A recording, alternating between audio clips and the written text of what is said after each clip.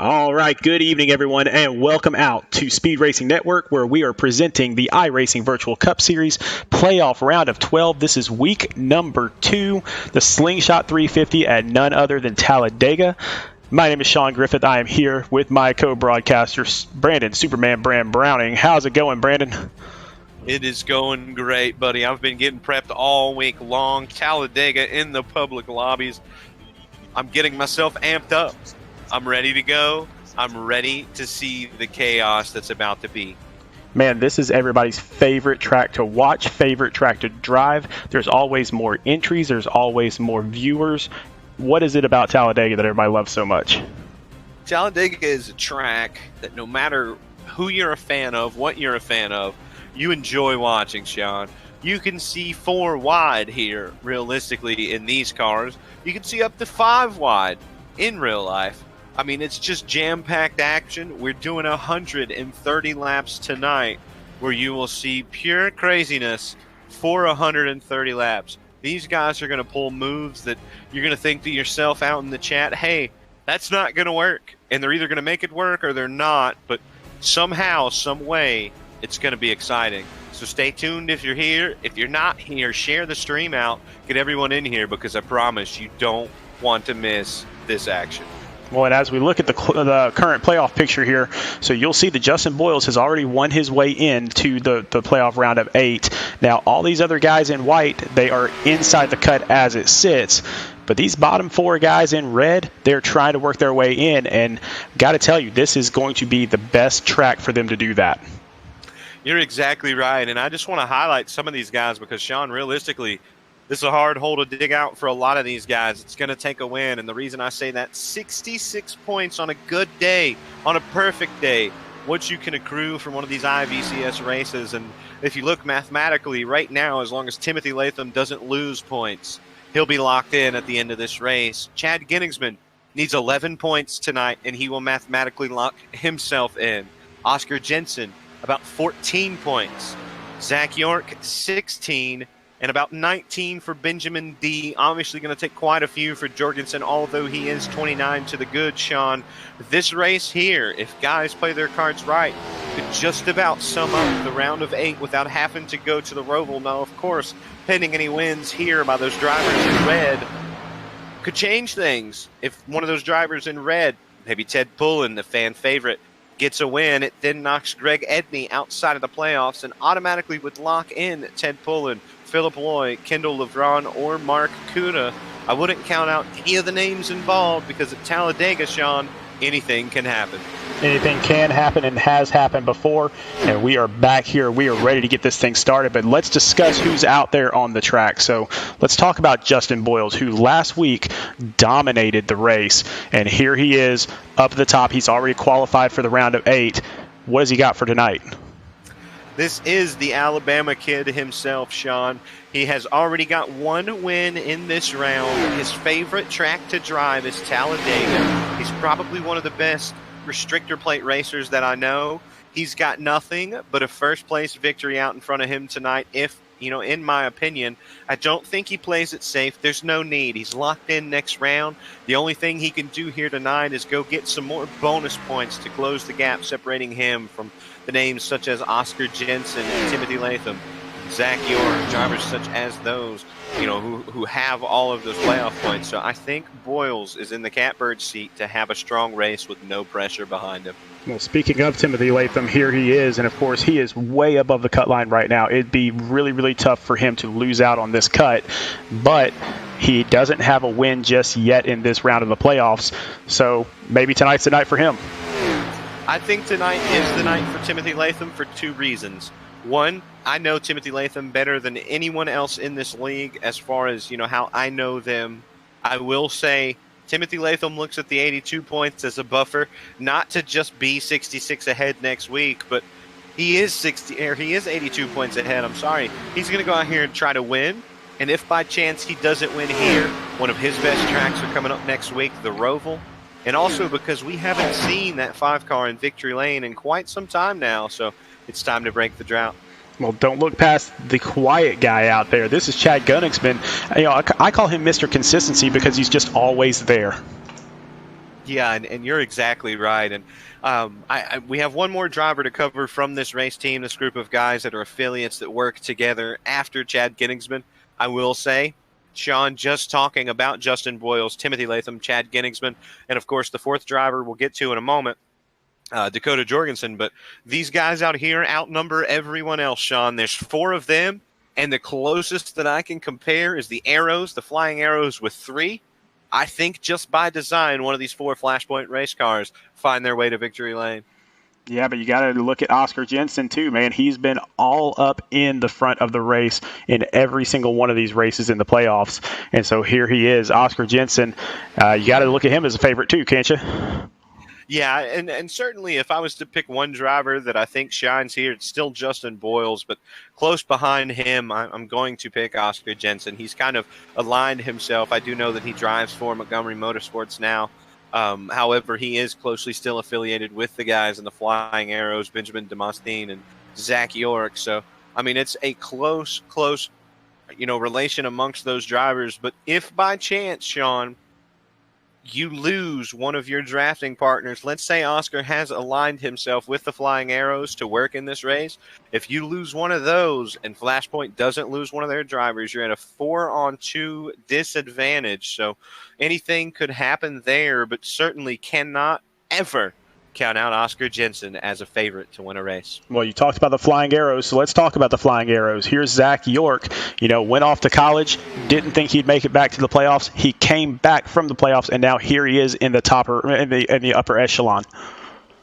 Yeah, and the one thing that I want to say about Timothy Latham and Zach York, again, same thing for Zach as it was for Timothy. It's been so long, it seems, Sean, since we've seen that 49 car in victory lane. An excellent restrictor plate racer in his own right. Actually, as a matter of fact, let me double check really quick. I have the stats pulled up here. Yes, out of the active playoff drivers, Sean, when we throw back to the previous time we were at Talladega, Zach York, out of our playoff runners, ran the best. He finished second. Now, his teammate, Benjamin D., in that black and pink and purple car, beautiful car, and also great driver out there on the track. Yeah, and if, going to throw it back one more time, the last time, Sean, we were on a restrictor plate at all. We saw the number 97 of Benjamin D. There you see it at the bottom left of your screen.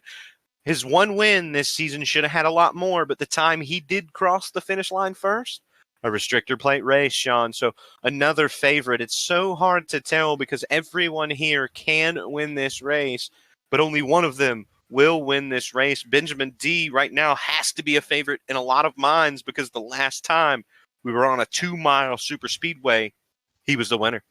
Well, Luis Lopez out in the chat, he's saying Dakota Jorgensen's going to win this thing. You heard it from him first. So here he is, the number 24, Dakota Jorgensen. Well, the one thing that I want to say to Luis Angel Lopez, I was joking around with the Flashpoint guys earlier. And, I was talking to Timothy, I was talking to Justin, and, they were talking about me precursing them as a broadcaster.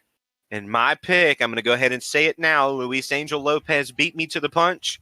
This is my pick to win as well, Luis. I'm picking Dakota Jorgensen tonight. I think he breaks through and punches that ticket.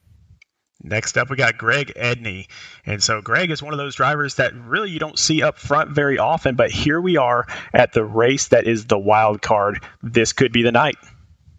This has to be the night, Sean, if you're Greg Edney. And the reason I say that is because if he doesn't do it here, he's in no man's land essentially next week where, anything, honestly, and the way I want to say this is I consider the Roval, in my opinion, more of a wild card than Talladega. You pretty much control your destiny at Talladega. If you run smart, you should be able to avoid just about all incidents on the track. At the Roval, you have at least 10-plus turns. I'm not sure. I think it's 14 turns at the Roval. I cannot remember. There's too many turns, too many laps to try to control perfection. Here is controlled chaos at Talladega. Tonight's got to be the night that Greg Edney punches through and makes something happen. Well, now we're getting into our bottom four. So Philip Lloyd just below the cut line, an army of one. He's got a shot tonight, though. Yeah, he absolutely does. He's got to be one of the guys that leads the way. I want to double check on his name as well here. I think not the finish he wanted. Yes, last time, 20th position, we saw Philip Loy finish. And if I'm not mistaken, he ran good for much of the race, Sean. So tonight has to be his rebound night, not only in the league. You see 5 points below the cut line. Tonight's the night. Philip Loy's been a front runner much of the season, especially at the bigger tracks. Tonight, he's got to punch through just the same. Well, Kendall LeBron, he punched through into this round with a win. And so can he do that again into the next round? I think if by chance we head out of Talladega on the other side with Kendall LeBron, the winner, I think there's no way you count him out of the championship four, because the way I describe Kendall LeBron as of late, ever since Pocono, you see it there, his one win, luck fell his way, and he's had the golden horseshoe ever since, Sean. Everything's just been going right for the driver of the number 28 machine. The only thing that I can see that hasn't went his way, 6 points below the cut line, Sean, and had it not been for trouble late last week, he wouldn't have been 6 points below the cut line. So I think he's got all the right momentum behind him. He can make it out of this round. But as I said before, for one driver on those bottom four, if they want to make it out, it's going to take a win, because it's just so hard to catch 29 points positive by Dakota Jorgensen. Now, next up, Mike Pullen in the chat, loving our chat tonight, says Ted Pullen, number 54, for the win. So Ted Pullen, again, 7 points below the cut line, so not that far out. Needs a good finish tonight. You're absolutely right. And tonight, I expect, Mike, if you're here, the Fat Flash, as he calls himself, that's not me calling Mike that. That's his own pre-dedicated name. Get the fam out to the chat tonight, Mike. Send them all our way. Let's get them here pulling for Ted Pullen. Tonight is Ted Pullen's night. I believe he can do this. He's 7 points below the cut line, as Sean said, but I think he can erase that deficit here tonight and at least put up a top three and have a shot for that first career win. If you're part of the Pullen family in any way, I promise you don't want to miss that first win, because I've been saying it most of the season. It's coming soon, and what a better place than Talladega. Last but not least, Mark Kuda. Now, he is down in the standings, and he's way down in the points right now. However, with a win at Talladega, he could punch his ticket into the next round. You're absolutely right, and I have to be honest when it comes to Mark Kuda. I've seen him disconnect early the last 2 weeks. The first thing that Mark Kuda has to do is manage to put that car through a full race. He has to be here at the end, and if he's on the lead lap at the end, never count out the driver of the 77 car, Sean, because he can certainly get it done at Talladega, but he has to keep it clean, he has to keep it green, and he'll have a shot at the end of this thing to transfer his. Those 30 points don't mean a thing if he takes that 77 machine to victory lane tonight. Let's get out on the track right now. So they have gridded up. They have qualified. So up in first on the pole position, Chad Gunnigsman, Mr. Consistency, is number 1. Zach York, number 2. Number 3 is going to be Benjamin D. Number 4, Timothy Latham. Number 5, someone not in the playoffs, but a great driver on these restrictor plate tracks, Jason Tripp. Number 6, Oscar Jensen. Number 7, the Alabama kid, Justin Boyles. 8th place, my pick for the night, Dakota Jorgensen. Number 9, Mark Kuda. Number 10, Kendall LeBron. Number 11, P.J. Engelkins. And 12th place, the fan favorite, Ted Pullen. Now, Sean, I'm going to go ahead and pressure you for your pick, because there's one in mind that I want you to say, and I don't know that you take him here tonight, but who is your pick for this race? I got to tell you, man, I've been sticking on this Flying Arrows team for a little while now. I want to see Zach York win this thing. I think he's got the car tonight. I think you're exactly right. The one pick that I have to say amongst you and myself, let's put a pick on the side and let's agree on a driver. I'm going to throw one out to you, and you tell me if you agree with it, and we'll put it on the side as our side pick. Jason Tripp at the end of this thing. It would be a really, really interesting thing to see somebody that's not even in the playoffs take it home. And really, that would be a dagger to some of those people that are outside the cut right now, because that win and in is something that's desperately needed for some of them. You're exactly right. I consider myself, if anything, that I do great in iRacing. I feel like my best is restrictor plate racing, and I'll tell you, Jason Tripp has straight up beat me before. I think he's the dark horse in this race to crush the spirits of at least one driver in the field if he can just keep that 91 clean for 130 laps. I taught him a little move. We'll see if he breaks it out, and if he does, I won't count him out. Well, out in the chat right now, Matt Milner is saying that number 8 will definitely win tonight. And so that's Justin Boyle. So we will see what happens. Man, I am excited about this. I've been waiting for this night all week. I woke up this morning, and the only thing I can think was it all starts tonight at Talladega. It kicks off the weekend of Talladega. We'll see which one of these guys get it done. Some of iRacing's best, Sean, about to go to battle for 130 laps. It's a long stage 1. It's a long stage 2. But above all else, Sean, it's a long race where at the end of it, only one can reign supreme. Will it be a playoff driver? Will it be player below the cut line? Or will it be one of our regulars, Sean, as the pace car finds his way into turn number 3?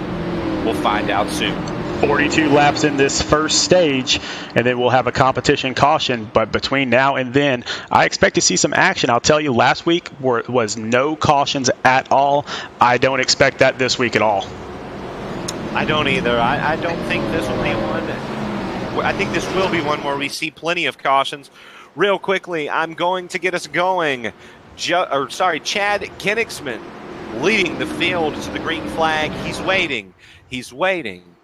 He is continuing to wait. We'll see where the man takes off. He's got a field of hungry drivers behind him. Chad Koenigsmann trying to start the same place he wants to finish, making his way to the restart zone, to the green flag, and he's off. And we're live and green at Talladega. Real quickly, I want to switch to the chat, Sean, and give a huge shout out to a good friend of mine I see in chat, Preston Michael, a new dad recently. So appreciate you tuning in with us, buddy. I know your life's gotten a little crazy.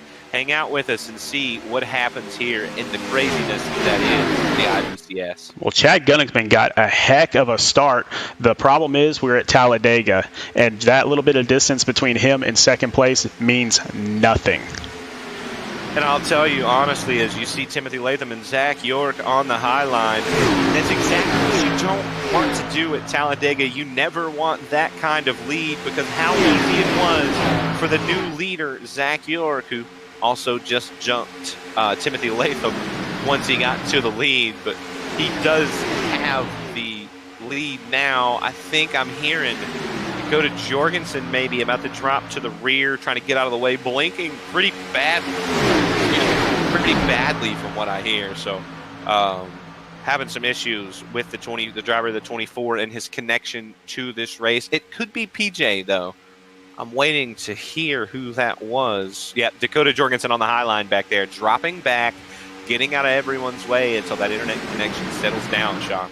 Well, the people that are not getting in the way right now are the Flying Arrows on the bottom of the track. Zach York and Benjamin D have hooked up, and so they are going to lead this track, lead this course, lead these people around all the way around. Let's be honest, the power is coming from the man himself in third place, Jason Tripp, using that Speed Racing Network power to push the Arrows out front. So we'll see. Already a spark car, Sean. I see coming in with a shot there. Not really sure who that is. That's Oscar Jensen. So I think he may have missed the grid. Yeah, so obviously not the start any of us expected from the man himself, Oscar Jensen, but perfectly timed it right and where he leaves pit road, because he's going to fall right in, Sean. If there's anyone that can race it back the hard way, or at least to the front of the pack, it's the driver of the 51, who we've seen come from the rear multiple times. Sean, maybe he's taking that challenge to the next level. Maybe he decided it still wasn't challenging enough for him to try to win these things, so he's decided to start a lap down here tonight. Well, fortunately for him, if there is a caution, then he might get that lap back really, really quickly. And so it's pretty easy to get your laps back, especially if we get a few yellow flags in here. Yeah, and especially right now, we're actually Jensen is going to be 2 laps down as I'm showing on the scoreboard. But right now, the only car not on the lead lap, so anything can happen for Oscar Jensen, getting him those laps back. He will get them back quickly, as you said, Sean, if we do get a couple quick cautions, which right now going to be hard to do because about the front 8 or 9 running single file, nose to tail on the bottom of the racetrack. You have to find yourself back around 12th, 11th position before you find double file with Justin Boyles and company battling for everything right now.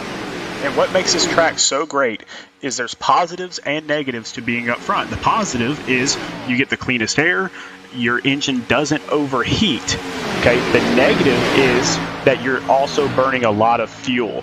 And so these guys behind him that are tucked up in there, yes, their cars are starting to overheat a little bit. They've got to peak out, get a little bit of air to that engine, but they're also not burning nearly as much fuel as Zach York is right now. You're exactly right. Zach York finding that hard wall of air. And that's why it takes 2 cars. You see the 49 and the 97 nose to tail. There's so much air hitting the front end of that 49 machine right now that it really takes 2 cars to build that speed. But as you said, Sean, the front car, the driver of the 49, kind of using all of the gasoline inside that machine. Honestly, to break it down for the guys that may not know in chat, if there's anywhere I want to be in a 130-lap Talladega race for 129 and a half laps, I want to be where Benjamin D is currently. I want to be that second car in line. I'm saving the most fuel. Actually, as a matter of fact, I prefer to be where Jason Tripp is because that's the fastest laps.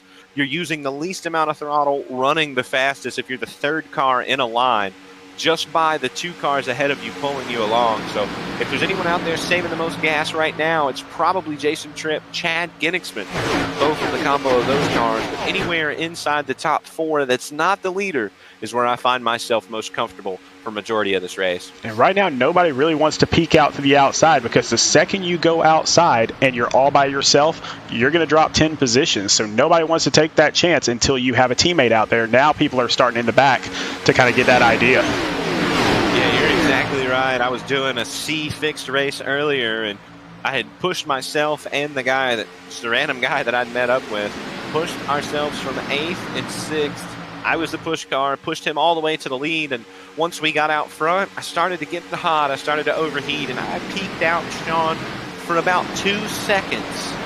And I fell all the way back to 5th because the guys trained underneath me. I had no help up top once we took the lead, and I just got absolutely trained. And that's all it takes is just 1 to 2 seconds. There you see is Chad Genixman. Watch how fast he will fall to the rear. He pulled to the high side, likely to go back.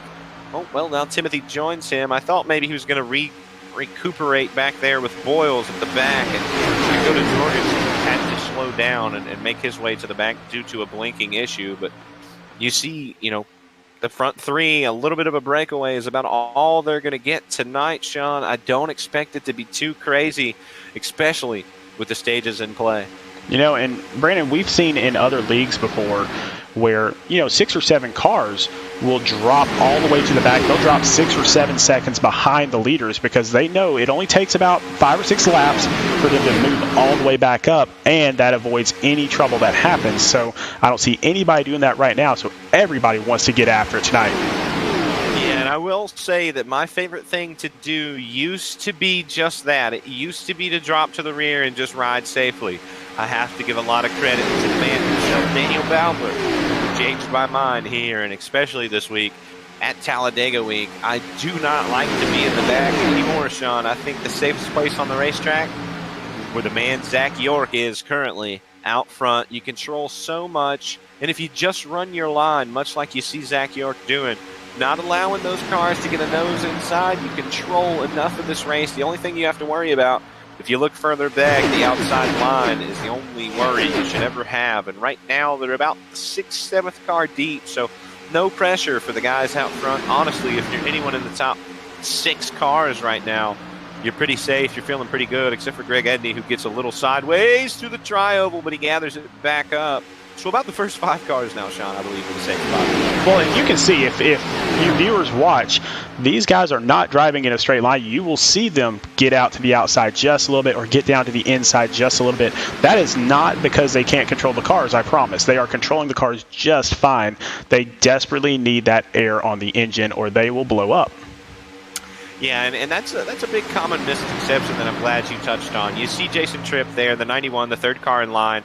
He wasn't really shoving Benjamin D, but he had to go up for just a brief second, cool the nose on that 91 machine. You'll see down the straightaway, you kind of see the snaking formation. Boyles and the car following him, I believe it's Richard Springer, back and forth, back and forth. A lot of people, Sean, get the misconception that that's an inability to hold the line. In the world's most realistic racing simulator, iRacing itself, it is so realistic as to say that the air that's smacking your car, you may be going 195 mile an hour. That means you're hitting the wind just as fast, and it causes the shift all over the place. I know the pro drivers have got it down pat. They're pro drivers for a reason. And honestly, the way these guys are handling the race cars right now, Sean, is about as good as you could expect of anyone not on the pro level. And you see Justin Boyles leading that line on the outside. You'll see how quickly that line moves up. So currently he is 0.4 seconds behind the leader.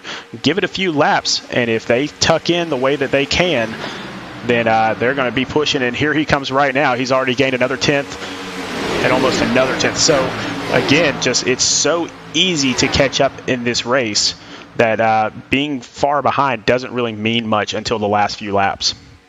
You know, Sean, we were talking about explaining this, kind of breaking it down for some of our viewers that maybe don't know how challenging this is.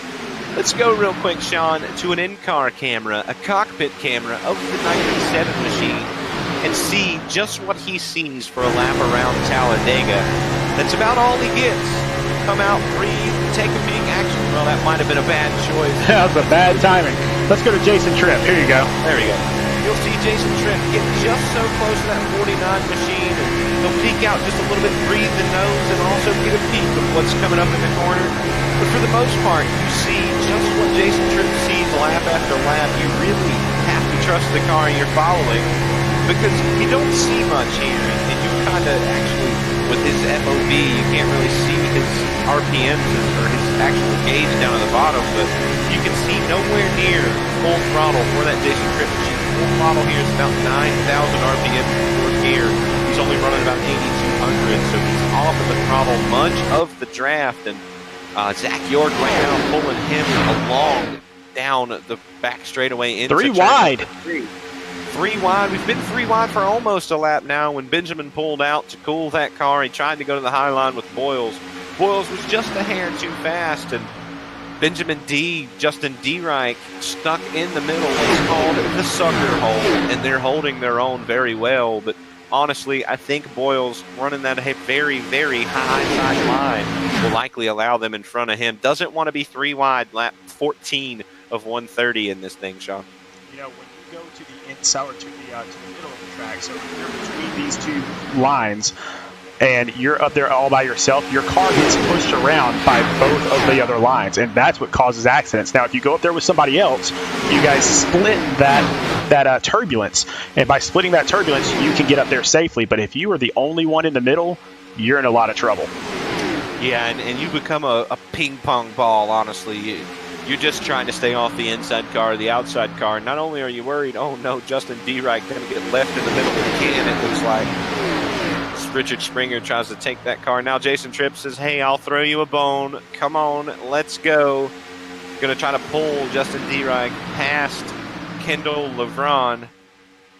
And right now, Sean, you'll see Tripp and D. Reich will get a huge run down the straightaway. However, into the corner, it's the bottom line that prevails as the 91 and the 1 will fall back. But if they stay connected, if they continue to push, you'll see the run equalize off of turn number 4 and kind of swing back in the favor of the cars on the high line.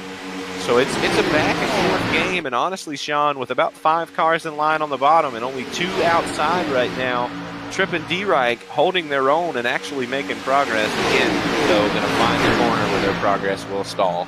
Well, you know, this took 5 or 6 laps to do, but remember at the very beginning of the race, you had Zach York up front being pushed by Benjamin D.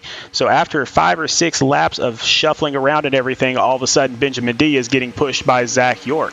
That's how teammates work, is you wait, you're patient, but when you get connected up there, you stay connected. Yeah, and the biggest misconception, again, you know, another misconception that people hear, you'll see here in a few laps, Zach trying to breathe the car. Likely what'll happen, actually, let's take an inside shot on the 49 car and see if we can, I don't think we can see it. Maybe we can. No, we cannot see his water gauge. It is cleared out. I would imagine once you see this 49 car, right about where his right hand is, for you viewers at home, he has his oil pressure there. You see they're set at 0, but he has a number on those 2 gauges. The top one, I think, is oil pressure, the bottom water pressure. And as he continues to shove Benjamin down the straightaway, it'll start to go up the closer they're together. The whole front end is blocked off. Here in a few moments, when that outside line starts coming, I think, led by Jason Tripp, if they make it to Benjamin D, he'll swap. He'll go to the top. He'll allow that outside line to push him back by Benjamin D, and he'll fall back in line. They'll keep swapping that back and forth to make sure neither one of those Flying Arrows cars overheat. And that's just about how you have to get it done here at Talladega to be successful with a teammate. Well, moving up into 3rd place, Kendall LeBron, and we've talked a lot about him, especially after his win in the first round of the playoffs, and yet here he is right back up there. Now he is being followed by Philip Loy. So a couple of the guys that are below the cut line right now up there challenging. Yeah, and just 2 spots behind Philip Loy, you see the driver of the 77 car, Mark Kuda, as well. So a couple, you know, Mark Kuda, more than anyone in this race, needs a solid finish. If he can just cut the gap in half, John, well, actually, honestly, if he cuts the gap in half with only 18 cars here tonight, actually, we'll get back to that. Flashpoint Racing making their way to pit road there, minus, I believe, Dakota Jorgensen. So, maybe a speeding penalty for the 9 car. Looked a little quick there. But as I was saying, yep, all of them. As I was saying, Sean, with only 18 cars on the racetrack, he can't even afford to cut that deficit in half. Mark Kuda needs a win or something major here tonight in order to get himself back in to the IVCS playoffs, as he has 30 points below the cut line.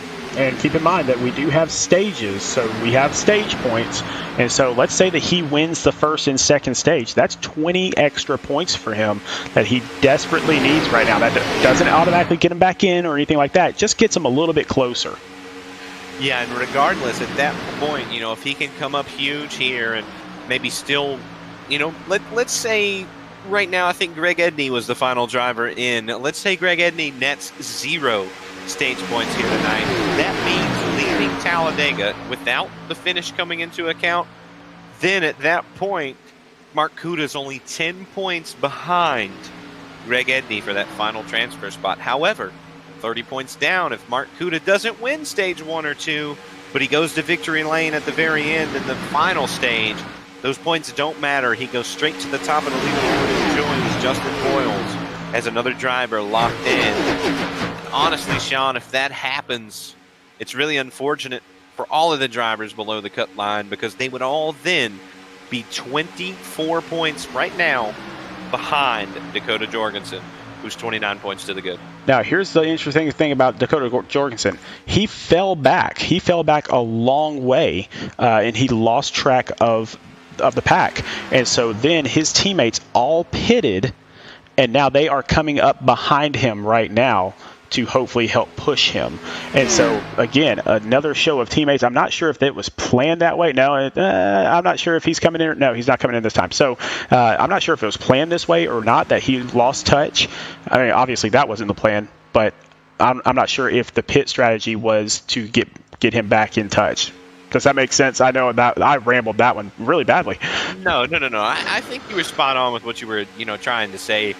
Realistically, the only thing that I could wonder, Sean, you may have it on your screen, did the Flashpoint cars take 4 tires? No. Okay. The one thing that I thought is maybe they took 4 tires. Jorgensen only took fuel because Jorgensen does not have the fuel to run to the end of the stage here. So I know that, I agree with you. I think it was an effort to try to help him out. Oh, man, they got dicey in the front. But I think it was a ploy to make, a little bit of headway for that 24 car. But he does still have one more pit stop tonight, or in this stage, which is now. He's coming down right now, so we will see where he's going to cycle out. Also, a bunch of the leaders, the Flying Arrows, Philip Lloyd, and more. I see Jason Tripp, Ted Pullen, a couple cars behind those machines. Busy place is pit road right now.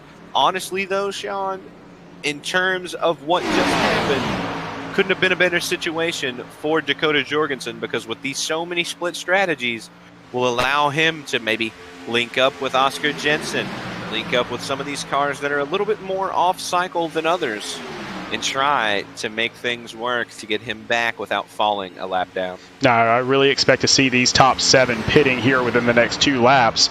They're definitely getting low on fuel, so I really expect that to come really soon. And if that's the case, then we will likely get right back into the cycle and have Zach York and Benjamin D back out front again. I just have a feeling tonight we're going to see some chaos on pit road. I know everyone made it down that time, but it looked a little scary there for a moment with all of those cars trying to pick their own line. But I do believe, actually, that's an awful large gap that Zach York has to himself, and you see just who's coming behind him. The boys at Flashpoint, Timothy, Justin, and Chad. Man, I'm not sure. Is this going to be... It's going to be the front of the pack, Sean? This is the front of the pack. Oh. And so right now, Mark Kuda, the only one on the track that has not pitted. And so it looks like he's kind of struggling out there. But, yeah, Kendall LeBron now coming out. So, I mean, this is, it's kind of gotten a little interesting out there on the track. So, but I believe that I'm going to see Timothy Latham coming around, passing Kendall LeBron.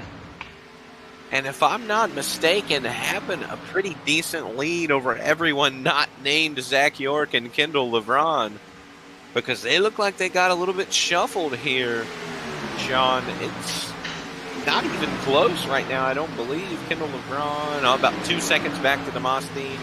Philip Loy, also 2 seconds back, Pullen, Klein. Okay, so yeah, there's a little bit of a second pack forming back there, but for the most part, the boys at Flashpoint timed it perfectly.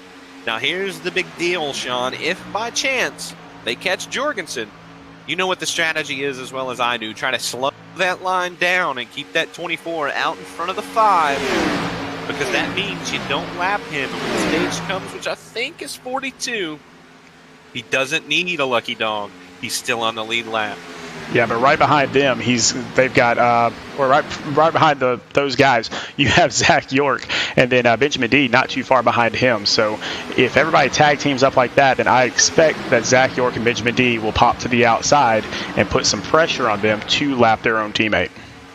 Yeah, and I think you're exactly right. The only downside here is I'm not sure who's the next car immediately ahead of the back here. I want to say that's Dakota. York? That is Dakota. So it's getting really, really close for Dakota Jorgensen now as Timothy Latham does start to close the gap in. And yes, it is actually Jorgensen. And honestly, Sean, 6. I know that seems fast, but Jorgensen seems a little slow right now. I don't know if he's trying to wait on this group coming behind him, but there's about a 9-mile-an-hour difference between Boyles and Latham and company and Jorgensen. So. Well, at the same time, he's out there all by himself. There's nobody there, so that difference could be attributed to draft as well. I know that's a kind of a big difference for a draft, but it's possible here. Yeah, it's a little crazy. Maybe, like I said, maybe he's waiting. You see those cars starting to space themselves a little bit, trying to maybe make up for the distance or the difference in speed, but still a little ways off. Sean, I want to focus on the 6th car in line. It's not the 6th position, but it is the 6th car in line. One ahead there of Benjamin D. There's a car in the middle. It's the 18th place driver right now, Oscar Jensen, who's fighting to get one back the hard way. Just as we mentioned early in the race, he's 2 down right now, if I'm not mistaken. But if he gets ahead of the 5 car before the end of stage 1, he is no longer 1 lap down or 2 laps down. He'll only be 1 lap down, and that's huge here because then he could realistically almost actually take the wave around. But you see up front, the Flashpoint boys have they're gonna come back down to the bottom, throw a little bread to their teammate, allow him to try to draft back up and do it the same as Oscar, but not able to keep them ahead of Flashpoint, Sean. He had to fall in line. But as I was saying, Oscar, now the 5th car in line, trying to do it the hard way here at Talladega. And it's going to be really tough because Oscar actually has to get in front of Zach York in order for that to work. And so he's going to have to be the one in front being pushed, not the pusher. So it's just a matter of when is he going to make that move to try to get up front and hope that there's a caution, because that would help him out so much getting that 1 lap back and then also possibly getting the lucky dog again. Yeah, and especially, I'm going to check real quick. I know there are 2 cars joining him 1 lap down, both Jordan Sailors, Mark Kuda, and now Dakota Jorgensen. So obviously, he's got to get ahead of Jorgensen, which may be hard. I think Jorgensen's just about a shoe-in for a lucky dog, but when it comes down to Mark Kuda and Jordan Sailors, they're very far off the pace, running just in a 2-car tandem. So if by chance we get a caution before the end of the stage and Oscar's out front or ahead of these cars, he's only 1 down, and then Jorgensen will be back on the lead lap, and of course Oscar will have to race then for the lucky dog with Jordan Sailors and Mark Kuda. So something that can be done, and probably will be done by Oscar Jensen as he continues to try to push Zach York to the lead, and they're making a big headway here. If he can keep enough support behind him, Sean, then what can happen is he can push Zach York clear of Timothy Latham, and then Kendall LeBron and company behind him can then push Oscar clear of Zach, and he'll only be 1 lap down. Well, for all you Ted Poulin fans out there, usually he just kind of hangs back and just waits for people to make mistakes, and then he takes off. But he is up there in 8th position right now with the lead pack, and so he is trying to make some moves right now as we speak. If I'm not mistaken, the crew chief of that car, Mike Poulin, his strategy is to just ride at the back of the very frontmost pack, be the final car, so he'll likely allow Philip Loy to slide down. Well, maybe not this time by, but he'll allow Philip Loy out in front of him, and he'll just be the final car in the lead pack. So a very, very smart strategy for Ted Poulin. Just as we were talking up front, though, Oscar has pushed Zach York clear of Timothy Latham, but he doesn't really have a whole lot of help now. A little less help than he had when Zach was on the high line trying to get him clear. They actually have faded now to the 3rd car in line, running side by side with Boyle. So that could have been huge for Oscar had he got there. And there's still time. We still have about 11 laps to go, I believe, in this stage this time by. So he has time to get back up there and make another charge, but he desperately needs to be the car out front here at the end of this stage just to get 1 back the hard way. And just to let everybody out there in the audience know that it is hard to get around this track this many times with this many cars all packed together without a caution. So this just shows that these guys are some of the best to be able to hold themselves up there, still make moves, but do it cleanly. Yeah, you're exactly right. And, you know, any of these cars, let's say Zach York, because he's the lead car, and actually, well, he got a little squirrely there. Let's say getting down into this corner, Timothy bumps him, he hits the apron, and he spins that car. It's going to destroy at least 80% of the cars in the front pack. Not because that's what Zach York tried to do, but just because it's so fast, there's so much banking in the corners that gravity takes over, and one car pings another, and they ping and ping and ping and ping, and eventually every car is collected, and you're just seeing who the last man standing is, which in this situation, I think the car setting beautiful would be maybe Jason Tripp. I think going to be leading the 2nd pack. Nope, Justin D-Reich leads that pack. It's Justin D-Reich, Greg Klein, Richard Springer, Greg Edney, and Jason Tripp. So that's the way it looks like it's going to go for that 2nd pack. If by chance Zach York collected the field in an incident here, which is about the normal for Talladega, Sean. No, it's definitely normal out here. But so Justin D. Wright, Greg Klein, they are just back there by themselves. And then back behind about 6 more seconds, Richard Springer, Greg Edney, Jason Tripp, they are teaming up, trying to push further towards the front. But as long as these guys up at the front stay hooked up the way they are, it's going to be tough to catch them with only 3 or 2 guys in the group. Yeah, honestly, Sean, I misread my scoring there. Honestly, if you take Jason Tripp, Greg Klein, those guys, put them all together, just mash all 5 cars up, they're still not going to make headway on this lead pack of about 10 cars here. Side by side, but nonetheless splitting the draft effect. Actually, and we don't get to do this much, Sean, at a restrictor plate race. Can we pull up the lap timers here and kind of see the difference between anyone in this lead pack and what Jason Tripp and those guys further back are going to see? Unfortunately, that is not working well. Let me see if I can grab it a different way. So I apologize for that. That is one thing that is just not working right now. I can update you the hard way. A 47.831 that time for Timothy Latham. Let's go back and take a look. A 48.432 for Jason Tripp. So quite literally almost a second a lap, actually about 8/10 of a second a lap. No, 6/10 a second a lap per lap difference between Jason Tripp and Timothy Latham that time by. So, I mean, 6/10 of a second doesn't seem like a lot, Sean, but for those 2 cars just out front of the lead pack, which I think it's Jordan Sailors and Mark Kuda, I think would be a closer graphic in reference to the leaders. They're about, quarter of a straightaway out ahead of the leaders, I believe. But that's really going away quick. I think, you can barely see him when the shot turns around and follow it. Right there you can see him. So you think 6/10 a second is likely what they're running different from our leaders who, get a little squirrely. Oscar Jensen, now the lead car in the pack. So only 1 lap down where he sits now. And as I was saying, Sean, you'll see the cars out front that are way out there now in about 2 to 3 laps maybe start to come into focus to this lead group, especially as they continue to thin out.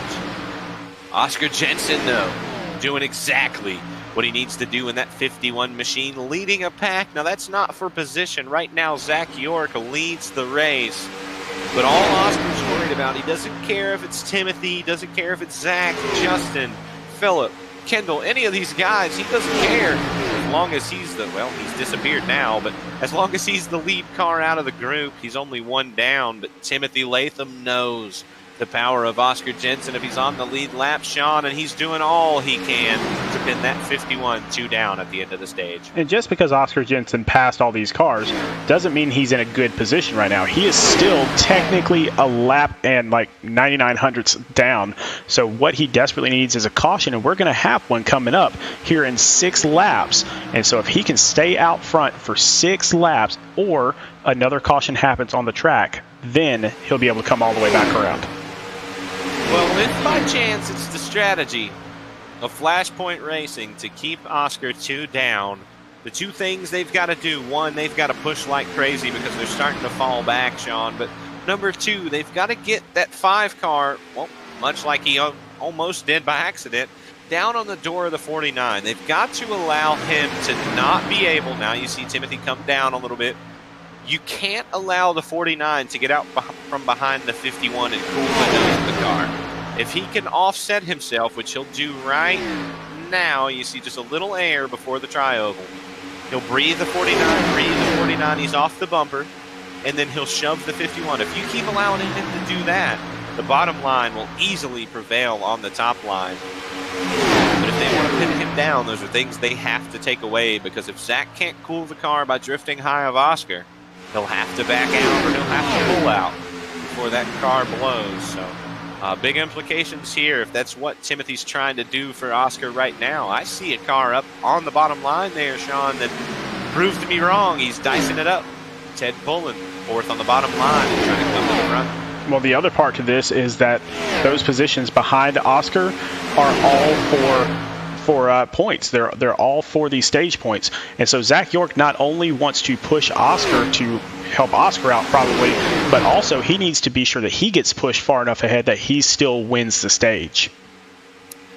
Yeah, you are exactly right. He has to hold the spot of anyone behind him, especially Philip Loy right now. Unfortunately, Ted Pullen knows the person that you want behind you at a restrictor plate is the driver of the 5 car.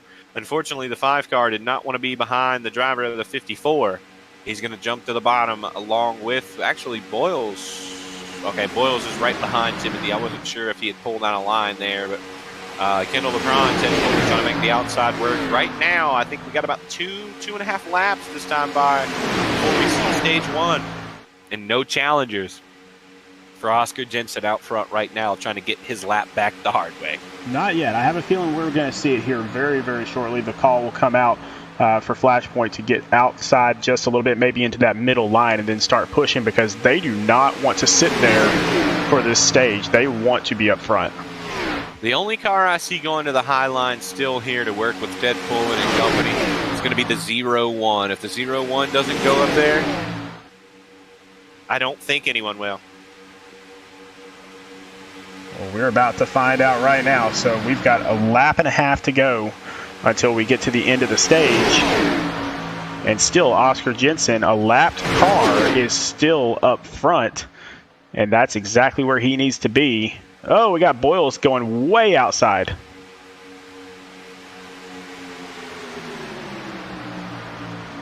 And so here we go. Ted Pullen doing everything he can to move that line up so he can get some desperately needed stage points. And we got Zach York pushing Oscar Jensen. Oscar Jensen really wanting to stay up in front of these guys. Oh, Chad Gunningsman with a great move to the outside. Oh no, Chad Gunningsman up into the wall, takes out Ted Pullen, takes out Kendall LeBron, takes out Timothy Latham. All those all gathered up in that caution. Huge move by Chad Gunningsman. We thought it was going to work, but just didn't work. Oh my goodness. So we will have to go back and sort that mess out. Let's go to a wreck replay by Dent Wizard.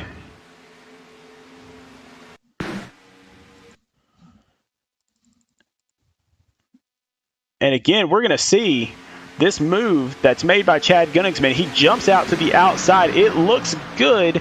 And then he started getting the push from Ted Pullen. It was a little off center. Not necessarily Ted Pullen's fault there, because Chad was kind of waving around a little bit too. So then he starts spinning. A lot of other guys collected in that. Let's take a look at that from Mark Kuda's perspective here. So we are going to see Mark Kuda spinning to the inside. So not what he needed there. And keep in mind, no fast repairs here. So that is going to severely damage all these guys. Benjamin D also involved. Just havoc out there on the track. About, I would say, almost half the field involved in that in some way. And then finally, and I know a lot of our fans are not going to want to see this, Ted Pullen also involved in that wreck.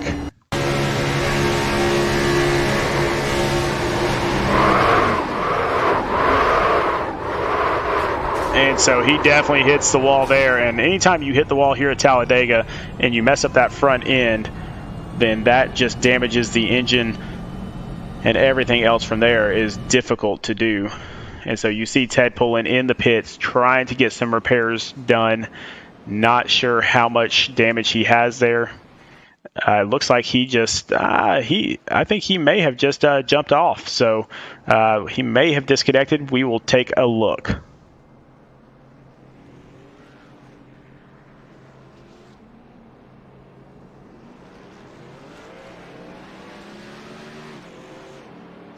But Zach York gets back out there in the lead. Rough hit out there. We'll go back one more time. Take a look at it again. We're going to look at this from one more angle. And you will see Chad Gunningsman with that move. When you take that move, here's what happens. You get out there, you get hit by a wall of air, and then your car slows down drastically. When that car slows down drastically, the people that are trying to push you, in this case, Ted Pullency, I mean, you saw Chad Gunnick's been kind of waving around a little bit there. That's that air hitting them, and it just didn't work out for either one of them. So not really sure if you can find fault either way. Really, really tough wreck. A lot of people involved in that. So hate to see that because a lot of fan favorites involved in that wreck.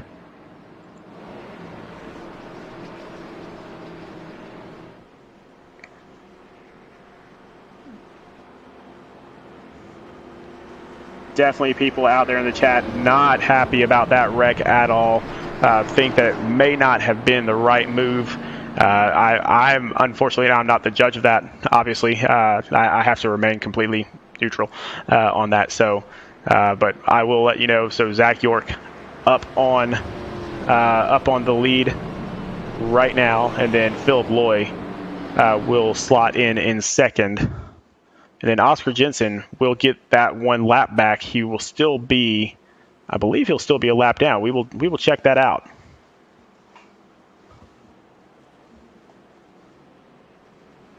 So we've got everybody jumping in. Yeah, Oscar Jensen will be a lap down, definitely. So, but it looks like that first stage was won basically under caution by Zach York.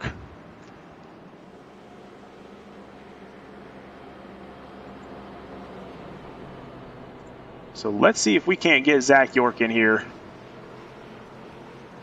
and talk to him just a little bit.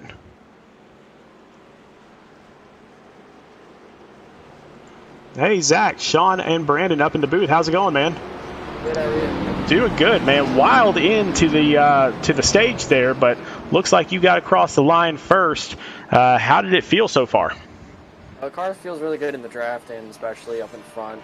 Just pretty sturdy in the draft, and hold lanes and whatnot, and make passes pretty easily with ease. We're trying to get this 47 up on the lead lap so we can work with him in the end. Sad to say that our teammate the 97 got involved in that wreck. But yeah, we were running strong 1-2 there for most of the first stage. Besides that, really happy with the car. Yeah, really rough hit back there for your teammate. But man, so far so good. You're running this thing.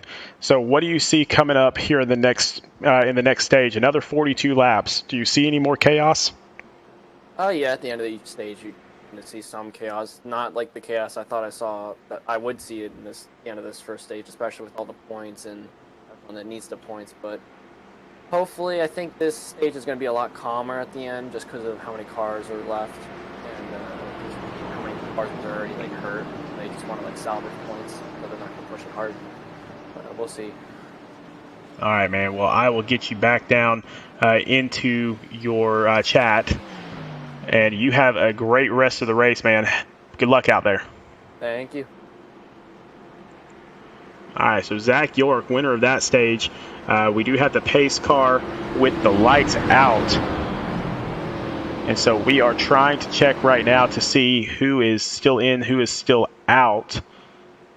And we will hopefully get that information to you shortly. But right now, pace car is going to drop off, and they're going to take the long road around. And Zach York is going to get us restarted here on lap 46 of 130. So again, next stage ends on lap 84. So we've got some laps to go, and there goes Zach York.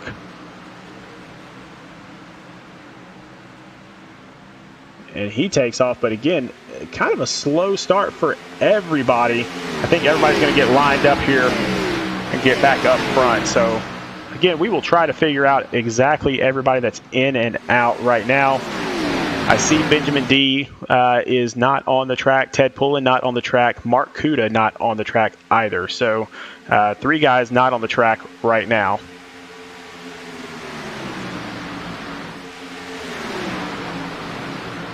But up front, we got Justin Boyles, winner of last week's race, leading us around now. He is already locked into the round of 8.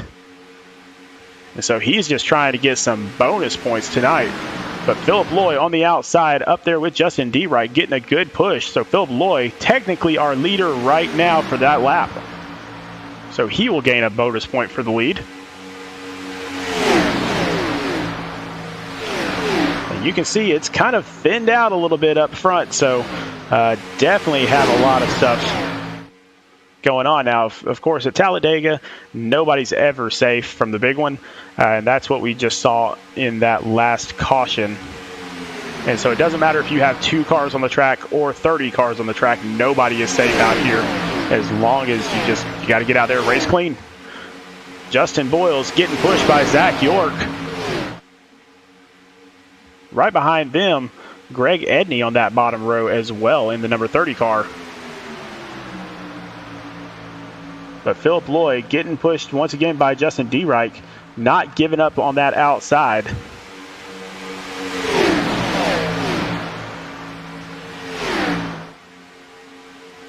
It looks like we have 10 cars up here in this lead pack.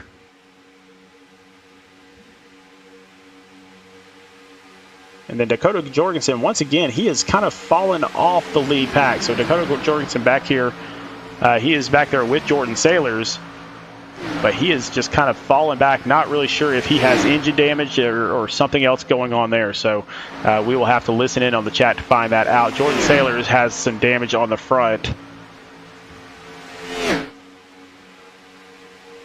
But back up front, still Justin Boyle, Zach York, Greg Edney, top 3. Greg Klein joining them in that number 18 car.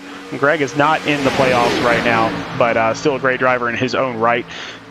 And then Jason Tripp in 5th place, pushing that bottom line as well. So, man, we got 5 guys just pushing hard there.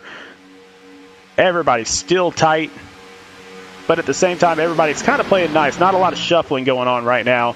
They realize that the next caution is on lap 84. The next competition caution is on lap 84, so they've got plenty of time to get their racing in.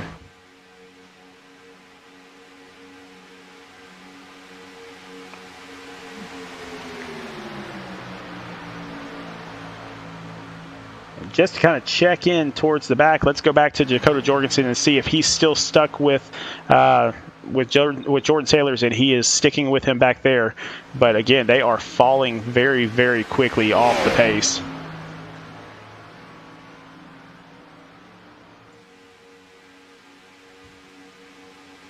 So up front, everybody playing nice right now.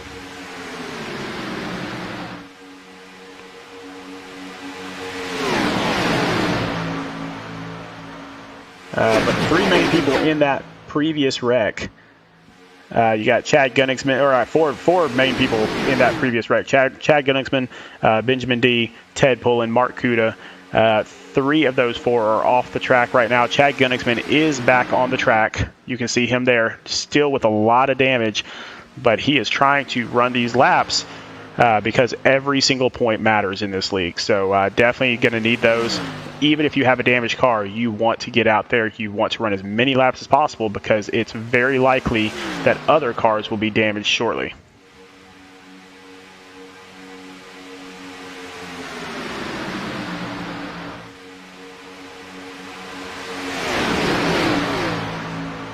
So Zach York, I think he was just kind of getting out there to get a little bit of air on his nose, but realized that he was passing Justin Boyles at the time, so kind of played his own hand, has to go to the outside. He's going to get some pushing from Oscar Jensen there in the 51. Again, Oscar Jensen still a lap down, and he is blinking as well, so that makes it even harder for him.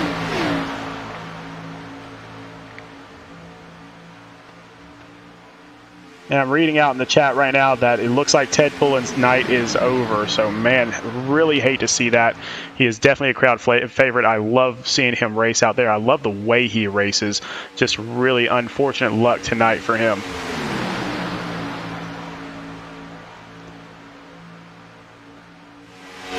Justin Boyles leading him around. Greg Edney pushing him. Zach York on the outside line, getting pushed by Oscar Jensen. Nobody really has jumped up and gained the advantage overall.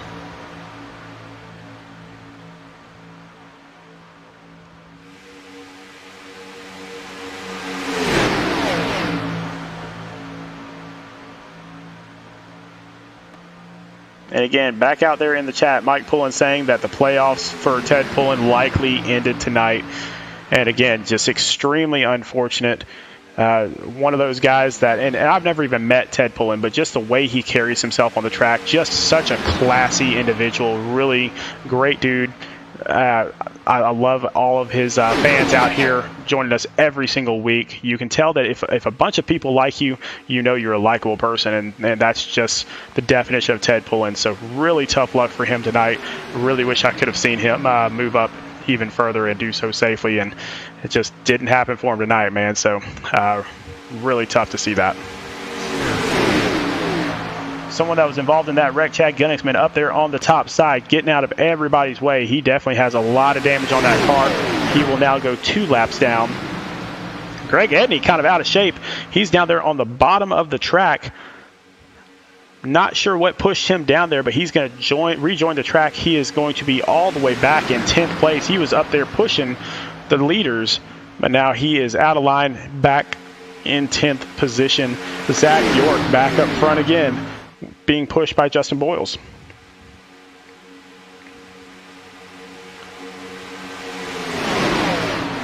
Now, Timothy Latham, I thought he was involved in that last wreck. It looked like he actually drove through it when we watched the replays.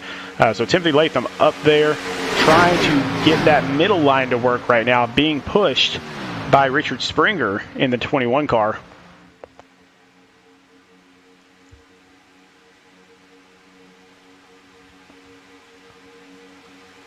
And Matt Milner out there in the chat saying, let's go number 8. And there he is, number 8 on the outside line, trying to make that thing work. And then Matthew York saying, Rocket Z-Man. Root for Zach York out there in the lead. So those two guys battling both on the track and in the chat, apparently.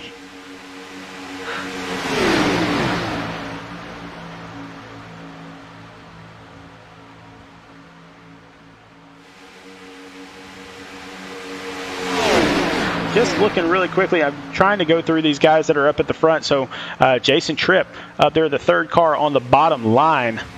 And then Justin D. Reich up there, the 4th car on the bottom line. And then Philip Loy, the 5th car on the bottom line. So definitely some guys that need some points there. Justin D. Reich not in the playoffs, but definitely willing to get out there, help, and have a good time. But on the outside line, you have Justin Boyles, you have Timothy Latham, you have Richard Springer, you have Kendall LeVron, and you have Greg Edney. So both lines with some studly drivers up there, just really great guys, great drivers. And as you're getting around these tracks, I mean, 60 laps in roughly with only 1 caution is extremely impressive at Talladega. So that just shows exactly how good these guys are. But Justin Boyles, we called it at the very beginning of the broadcast. He is a restrictor plate racer, and here we are at the restrictor plate track, and he is trying to lead this race. Zach York trying to get a push from Timothy Latham to get out front. Can't quite clear Justin Boyles, and so Boyles will lead once again.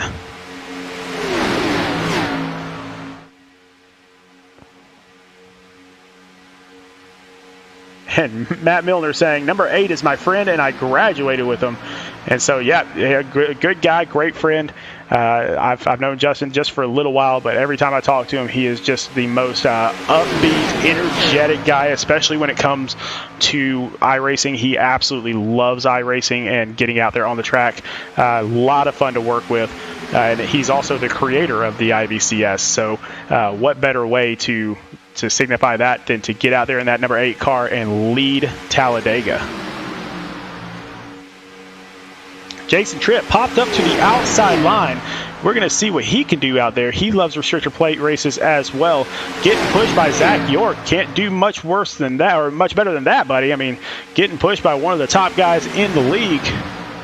So Jason Tripp, head of Speed Racing Network, so kind of sort of my boss. Don't tell him that. We don't want him to get the big head, but he is up there on the outside getting pushed by Zach York, and he is trying to work his way up to the lead. He is not in the playoffs, keep in mind. He was eliminated in the first round of the playoffs, but still a great racer, and this is one of his favorite tracks, so he loves being up here with them. Has stuck with the IVCS all the way through it. really good admin for this league as well. So up there side by side with his buddy Justin Boyles. They almost touch. And again, just getting that side draft, getting down there really, really tight. And coming around to the start-finish line. Oh, and Zach York gets, oh no, Zach York turns. Jason Tripp, Justin Boyles gets down on the inside. Let's see if he can save it. Oh, he's going to get back out on the track. Oh, he does save it, but he's going to have some damage. And we do have a caution out there on the track. So Zach York, who was trying to push Jason Tripp, just gets into the back of him and just kind of sends him around. Let's go back and check it out with another rec replay.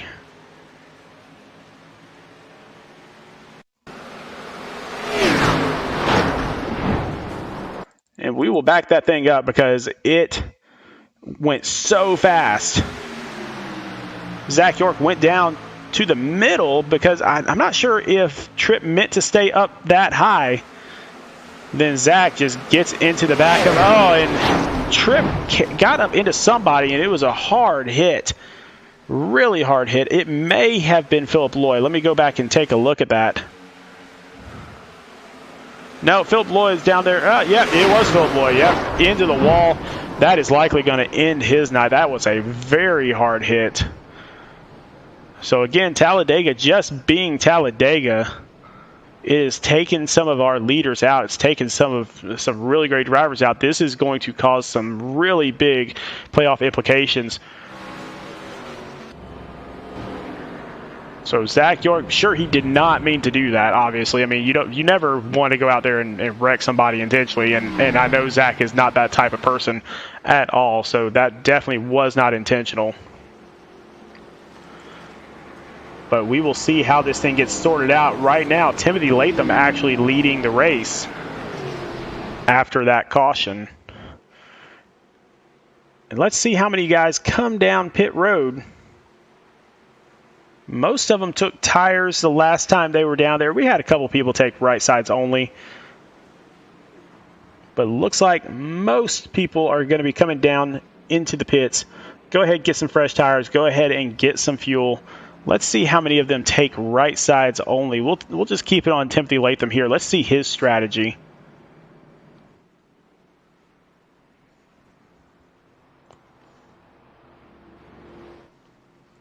Well, let's see if we can get him on. There it is. So right sides. Let's see if the left side comes up. It does. So he's going to take all 4 tires and get right back out there. Zach York looked like only took right sides. He was about 3.5 seconds faster in the pit box than Timothy Latham. So a little bit of strategy there.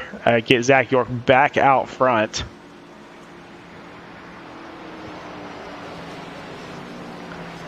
And so we will get everybody sorted back out, back around to the pace car. And Luis Lopez saying 91 couldn't hold his line. And so not disagreeing with you there. I'm not sure what he was doing so far outside. I'm not sure if he was thinking that Zach was going to follow him out there or not. He was running it a lot tighter in previous laps. So, Luis, you may be correct. But again, I can't judge anything. So if I'm out on the track right now, I'm already out of the race. So definitely these guys still much better drivers than me. But at the same time, you may be absolutely correct, Luis.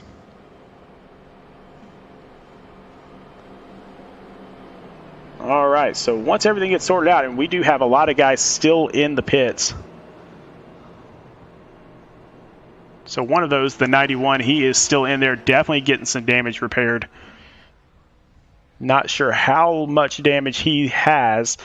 The other one, Justin Boyles, getting some damage repaired as well. So we saw him kind of run through the infield. He got a little bump from the 91 at the beginning of that wreck. Then came across the infield, and his rear end was busted up. So not sure here. Looks like he's going to get back out there on the track. And right now, he's still in the lead lap. So I think he was just getting a little bit of minor damage taken care of. He'll get back out there on the track and come right back around. And once again, out in the track, out in the chat. So Luis Lopez, I think the 91 was mirror driving. Yeah, that happens a lot here on this track, unfortunately, and it is so easy to do because people are so close to you the whole time. You have to kind of sometimes look behind you, but when you look behind you, you're missing what's in front of you, and that might have been what happened with Jason Tripp. Absolutely. So man, Luis, you can be my crew chief anytime. It would be a losing proposition for you, but you still can be. So Zach York will lead us back around. Timothy Latham on the outside. So two of the best in this league. And then Oscar Jensen back in. Is he back on the lead lap? He is not back on the lead lap. No, he is still a lap down. So Justin D. Reich sliding in third there on the inside. So there he is.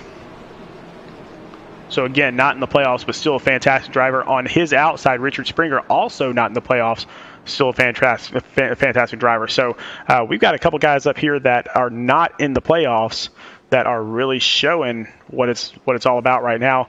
You can see on Zach York just a tiny bit of damage, nothing too drastic. So maybe nothing was hurt too badly in that little mishap with Jason.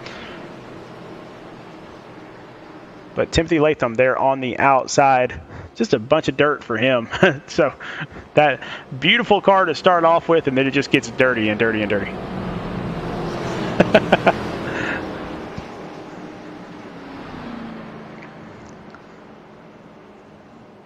So we will come around turns 3 and 4. Pace car will dive off, and then we will start the long, slow journey around to get to the start-finish line. So there goes the pace car getting out of the way. And again, we still have a long way to go to get to the start-finish line. So sometimes as a driver, this little part right here takes absolutely forever.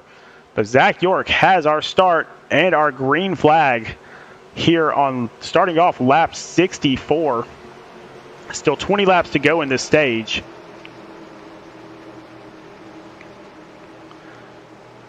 And there he goes. So green flag. Zach York takes off. Timothy Latham on his outside, not giving him too much time to get away. You can see Greg Edney down there on the apron, probably just getting out of the way, just coming out of the pits there. Timothy Latham will drop down to the inside, right behind Justin D. Reich. But Zach York up there where he's most comfortable, up front. I'm looking to see where some of these other guys are slotting in, and it looks like Justin Boyles, who was involved in that wreck a little bit, up in 7th position. So not enough damage to keep him off that lead lap, not enough damage to keep him out of the lead pack.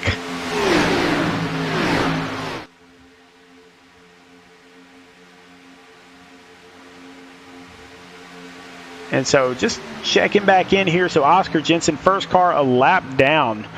He is in 10th position, but he is a lap down. If there's another caution, there's a possibility that he could get right back on that lead lap, and that is not what any of these leaders want.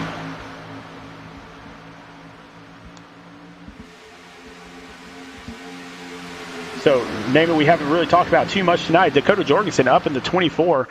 For whatever reason, he was back in the back of the pack. He had kind of fallen away from the draft for a little bit, but he is up there right now, third car on the bottom line. And he is pushing Timothy Latham, and Kendall LeBron is going to tuck up in there and give him a push as well. So good to see Dakota Jorgensen back up there with the leaders.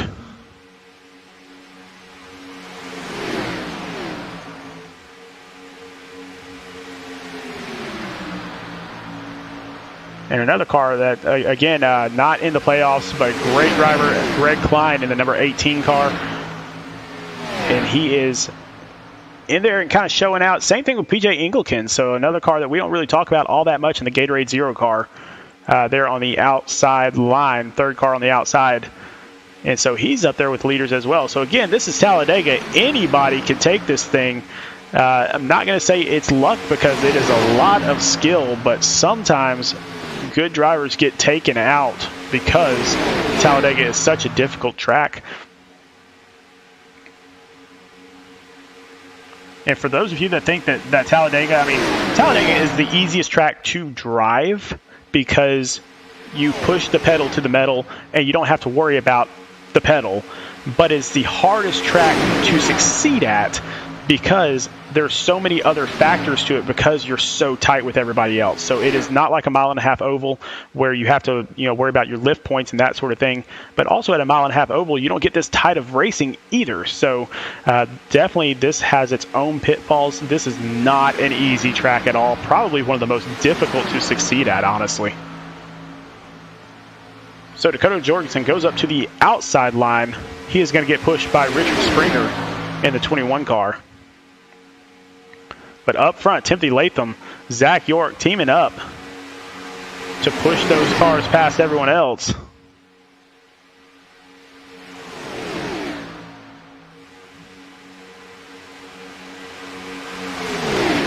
And I'm looking out there, and I do see Jason Tripp back out there on the track. He is going to be a lap down, but doesn't mean that his race is over. This is Talladega. Anything can happen. So, but right now, the best person, the person that is loving this the most, is in that third position. That's Kendall LeBron. So again, he is outside the cut line as we speak right now, but slotting in the third position right now.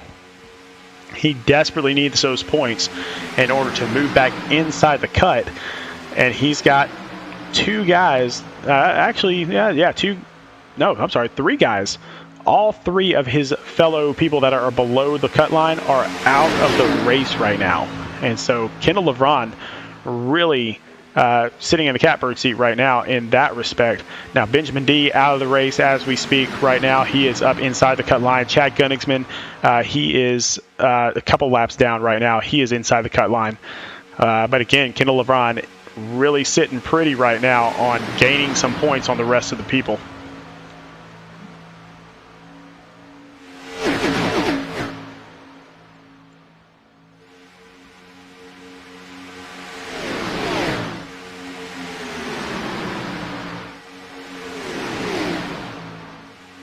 And just checking in, so Jordan Sailors gets into the pits as well.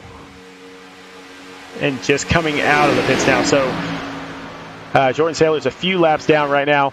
Not really been a factor so far. He does have a lot of damage on that car. So Talladega, you got to keep it clean. And the ones that are keeping it clean right now, Timothy Latham, Zach York, both of them kind of been somewhat involved in wrecks, but kept the cars clean enough that they are up here up front. And Kendall LeBron also pushing along.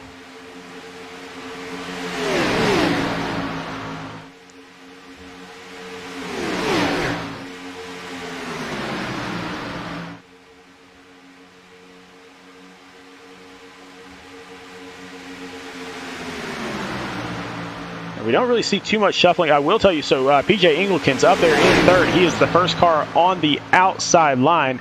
He is getting pushed by Justin Boyles. And so Justin wants nothing more than to push him up in front of these guys so that Justin has a shot at the lead too. So definitely incentive for Justin to get up there and do some good hard pushing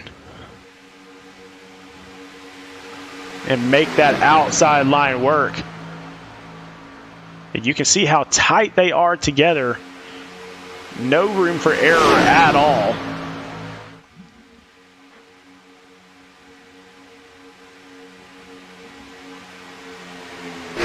And so that is the view from the back of PJ Engelken. So you can see how close that car is. You can see there is some damage on Justin Boyle's car, but you can see how close he gets. And then how close he has to get good push.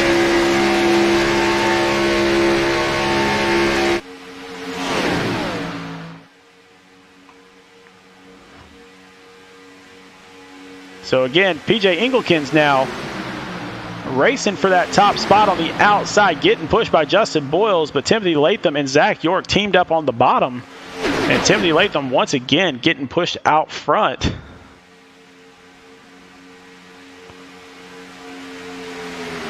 So now they're just riding around for another 12 laps until we get to the next stage.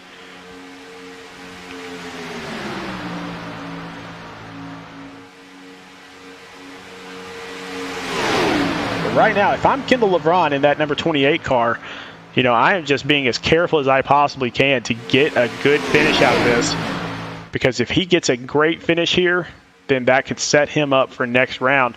Not really sure how good he is on these road courses, because next round we have a road course. And so that is going to make things absolutely interesting. So the next round is the Roval. So don't miss the Roval next week. We are going to see some action there. Zach York pops out to the outside. And his car may have been overheating a little bit, so he may not have had a choice there. Now he's going to get caught in the middle. PJ Engelkens, we are 4 wide now. So Justin Boyles wanted to go way up on the outside. So we talked about this in the pregame where this could happen. You could go 4 wide and still make it through, and they do for now. Kendall LeBron trying to cool off that car, but also Justin DeUreich is right there on the outside, so he's got to be super careful there. Timothy Latham, Zach York still lead this track, still lead these guys around.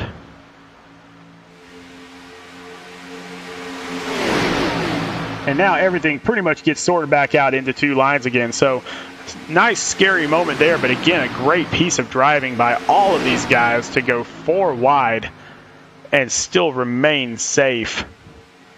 Justin Boyles still likes that outside line. He's going to keep it 3 wide now. Nobody out there with him, though, so that's not going to last too long, I don't believe.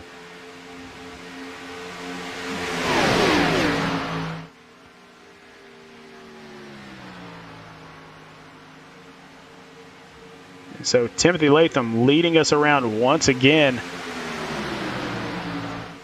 And that really, I don't think that really bothers Zach York too much. I think he would love to be up in the lead, but, you know, Timothy leading this race, I don't think it bothers Zach too much as long as Zach is in front of one of the lines so that he can stay out of trouble and just wait his turn to take the lead. So again, you know, a lot of guys already wrecked out of this race, only 9 cars on the lead lap.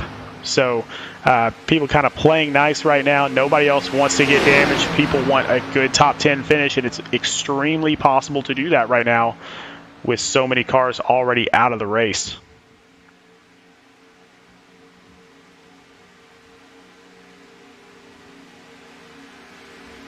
So just checking back in. Let's go back. Jason Tripp all by his lonesome out there on the track with a mainly damaged car, it looks like. And so here comes the pack right behind him. You can see them in his rear view. And they are going to come up extremely fast. Just to show you how fast, check it out from his view from the back of his car. And you will see that entire group getting in there. Jason Tripp diving to the inside, down onto the apron, just getting out of the way. But they pass him just that quickly. That is how fast this pack is. And so now Jason will be 2 laps down. Now keep in mind, first car a lap down, Oscar Jensen, he is back here in the back of this lead pack. And so if he could just stay there, that's going to be very, very helpful to him when this competition caution comes out or when another caution comes out. So last time we saw, or the first caution that we saw was right at the end of a stage. So keep that in mind as these guys are going to be battling for these stage points.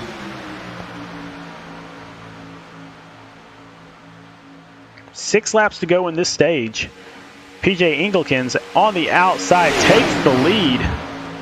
And he gets down to the inside, basically cutting right down on Zach York. And that will allow Justin Boyles on the outside to possibly get a good run here shortly. Nope, Zach York is just going to push PJ. And that is a great push because they actually create a little bit of separation from the pack. Not something you see very often here at Talladega.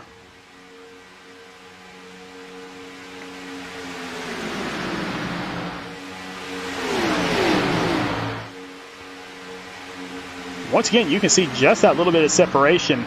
And while that's normal on mile-and-a-half tracks, that is not normal here at Daytona or at Talladega, actually here at Talladega or Daytona. So they are definitely teamed up there. Timothy Latham back there in third place. He would love to get a push from Kendall LeBron, but Kendall's got to get up there a little bit closer on his tail. Justin Boyles seems to like that outside line. He's been out there quite a bit, even if he's out there all by himself. He's really enjoying that line. So Zach York gets out of line, goes to the outside. And we will see if anybody follows him out there.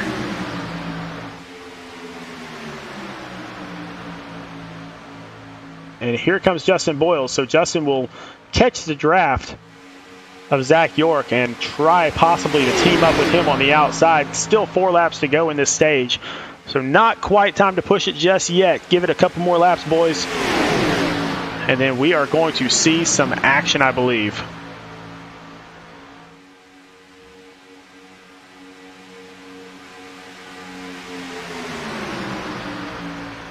So now PJ Engelken's being pushed by Timothy Latham. So PJ just loving that front spot.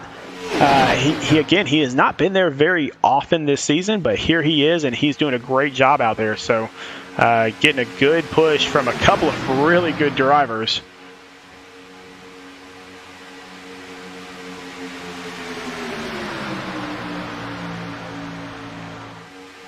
And once again, a little bit earlier, we saw Jason Tripp pull to the inside, just let everybody by. He has jumped back into the pits, getting some more damage repaired. Not sure if that means his night's over, or if he's just getting some repairs done.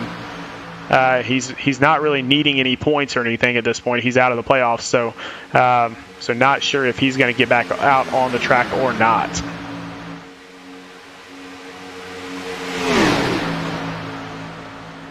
So currently out on the track, only 13 cars out on the track right now. Jason Tripp in the pits and 4 cars in the garage. So we started off with 18, down to 13 on the track, and out of those 13, only 9 on the lead lap.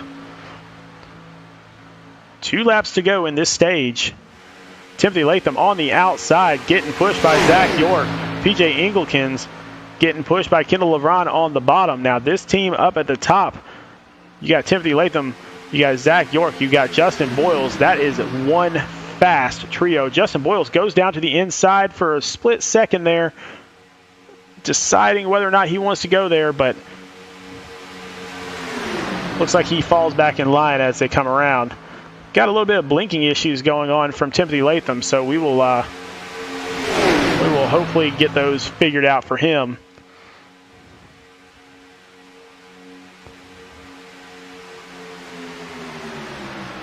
But here we go. So lap 83. So this lap around and one more to figure out this stage. This is where the time is going to be to push. And so we see a lot of the normal guys up there, but also keep in mind Kendall LeBron still on the outside looking in as far as the playoffs are concerned. This could be a really big thing for him, especially since his 3 main competitors, all vying for that last cutoff position, are all in the pits. They're all off the track due to wrecks. So Kendall just needs to keep this thing clean, but he could really use some great bonus points, some great stage points here. One more lap in this stage. And here we go. So we're about to find out if the outside lane has what it takes to get up there with PJ Engelken's.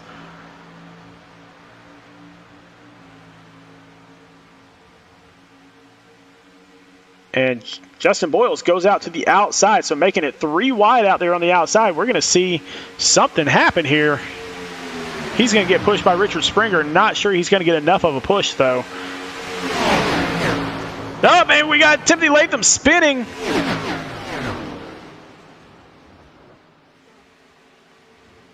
And we will jump back to that here in just a moment. But looks like Kendall LeBron will win this stage. Oh, no, we got some action afterwards. not sure who that was. That was Justin D. Reich that was involved in that wreck. So a little bit of spinning for Timothy Latham. We will go back and we will check and see if that was something that he was able to get control over or not. We're going to find that out right now. So keep an eye on Timothy Latham in the green number 5 car.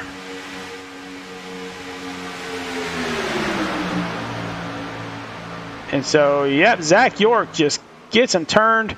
He takes a hit into the outside wall.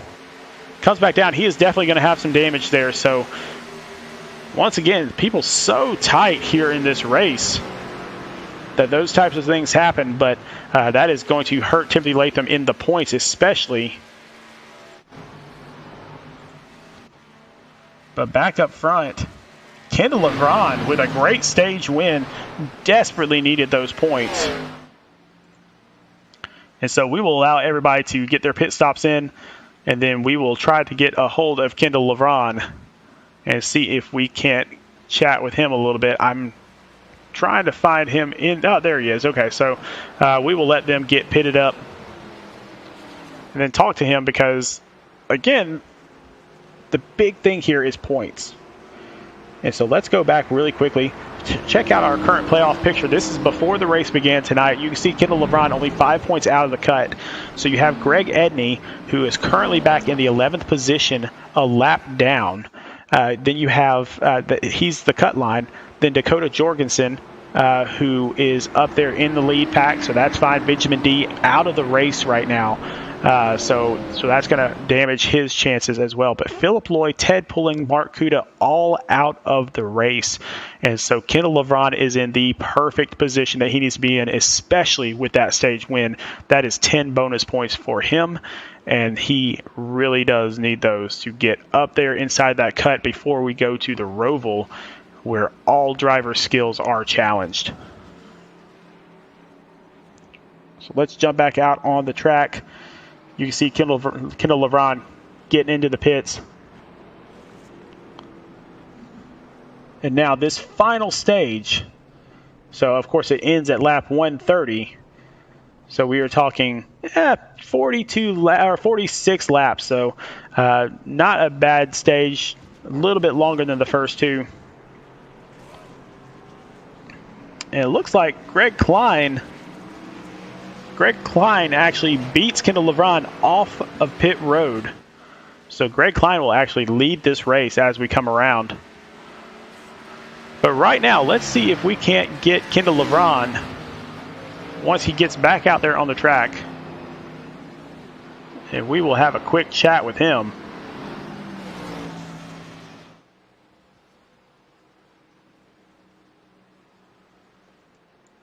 Hey, Kendall, Sean up in the booth. How's it going, man? All good, man. Man, good. Great stage and really desperately needed points. We know you were on the outside looking in coming into this race, but those stage points definitely help combined with your 3 main competitors below you all out of the race right now. Oh, really? Damn. I didn't actually pay attention to that. I'm just surprised the car is actually handling like this after not this caution, I think it was the last caution, the second one, where I know Philip, he was flipping around by me and he landed on the car. And I'm surprised the car is still running like this. I mean, it looks to be doing pretty well now. As far as when you're looking at teammates going forward here, when you're looking at people to join up with on this last stage, is there anybody in particular that you want to be pushed by, or is there a favorite out there, anything like that? Me and him are actually teammates. All right. So definitely PJ Engelkins, he was up there towards the front, right there with you towards the end. So really great tandem going on there. So anything in particular you have going on for this last stage? Just gotta play it by ear and hope to God no one wrecks in front of me. That's all I can do, because I know the car's a little sluggish, but it's still just enough to keep up with everybody. All right, buddy. Well, we will let you get right back to it. Congratulations on a great stage, and we will talk to you a little bit later in Victory Lane, hopefully. Hope so too, buddy. All right, man. You guys take care. All right, Kendall LeBron winning that stage, but Greg Klein winning the battle off of pit road. So Greg Klein will actually get to restart us as we come around this final lap before we get in there. So a couple guys in the pits right now. Oscar Jensen in the pit stall right now, hopefully getting some damage fixed up. Looks like he is coming back out of the pits as we speak. So there you see him coming out of those pits. So, and Oscar will actually be on the lead lap. So he has been battling. I think he missed the start. He missed the grid. So he was 2 laps down. Now Oscar Jensen back on the lead lap. And he has not had to challenge for that lead this entire time. But now these leaders have to be watching out for him, because he is one of those that he could come from 2 laps down and win this race.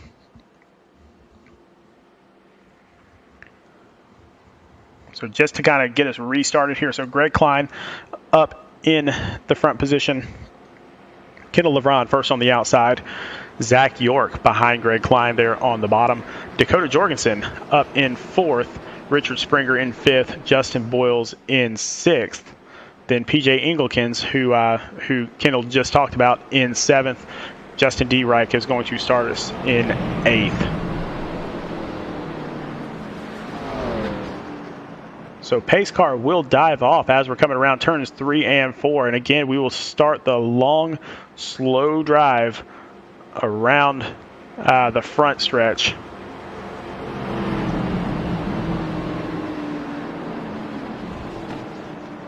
And there goes that pace car. So looking out on the track, I am seeing 13 cars still on the track, 10 of those cars on the lead lap.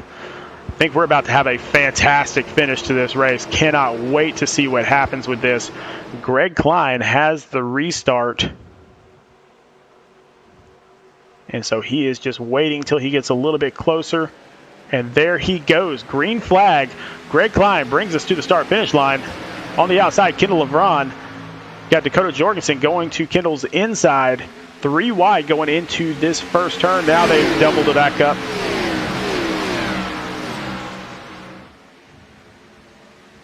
Zach York putting a good push on Greg Klein, but Dakota Jorgensen on the outside just a little bit faster.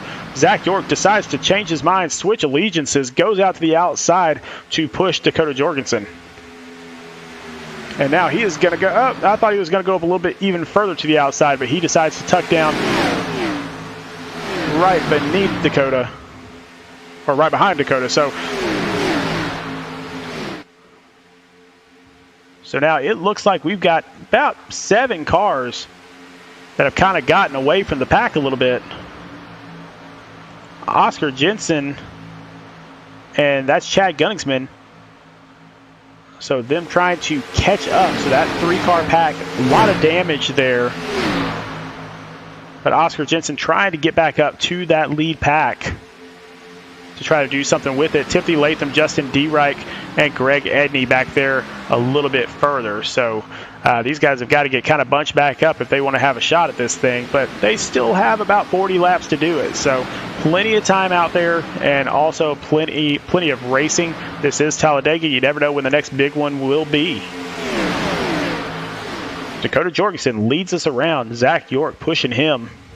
On the outside there, that's Richard Springer out there all by himself, so he is going to lose a position probably. I don't know. He's holding his own out there all by himself.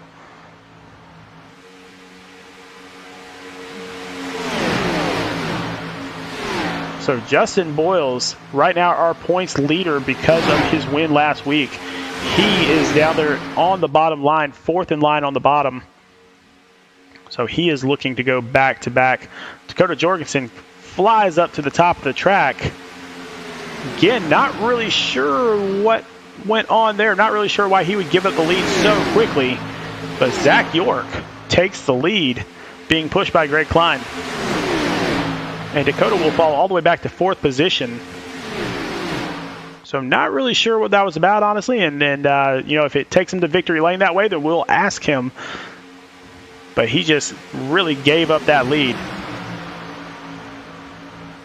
And so we were talking just a second ago about Oscar Jensen having to catch the lead pack. There he is. He has caught the lead pack. He is up with Richard Springer, and they are battling for third, fourth place. And he is pushing Richard Springer, trying to get him up to the lead. And Oscar finally challenging up here at the front of the pack.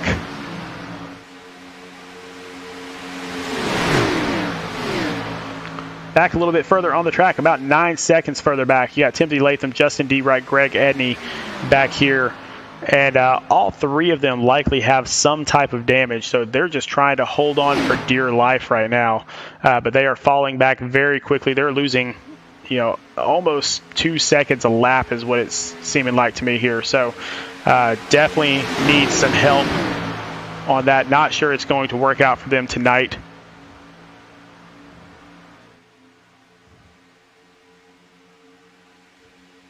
So out there in the chat, Luis Lopez saying, I think Dakota is going to fall back so he can go tow his teammates. Well, yeah, I mean, it's a possibility, Luis. I'll tell you that a couple of his teammates have some damage. So especially Timothy Latham out there. So, but yeah, he's back there with Justin Boyles now. So that could be the strategy. Justin's got to get up there a little bit closer to him, though. But right now, Zach York bringing us around. Richard Springer, again, on the outside all by himself, but he has been holding his own out there. Usually when you're up there all by yourself, people just pass you extremely quickly. But he is hanging in there, so he's obviously got a great car. If he would just get a little bit of help there on the outside, he could have a fantastic car. And he's going to get a little bit of help from Oscar Jensen, who pops out to the outside.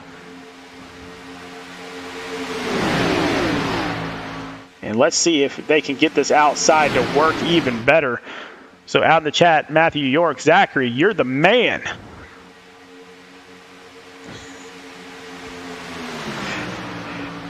And once again, I'm loving our chat tonight, guys. So keep this stuff coming. Luis Lopez out in the chat saying maybe Dakota didn't want to be anywhere near the 49 since we've seen what happens to people that are in front of him. And so, yeah, definitely there have been 2 instances where the 49 has been pushing and a spin has occurred. So definitely something to think about there as well. But now out on the outside, you got Oscar Jensen and Zach York teaming up.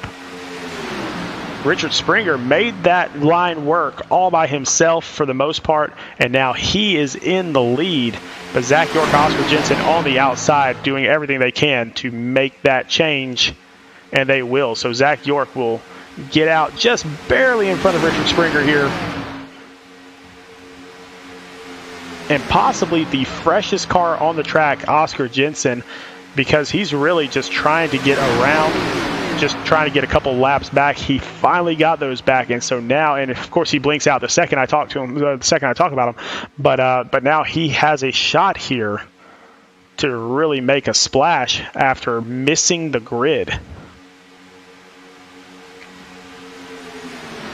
And as he continues to blink out there, he's going to make a splash if he keeps blinking like that. But Zach York out front.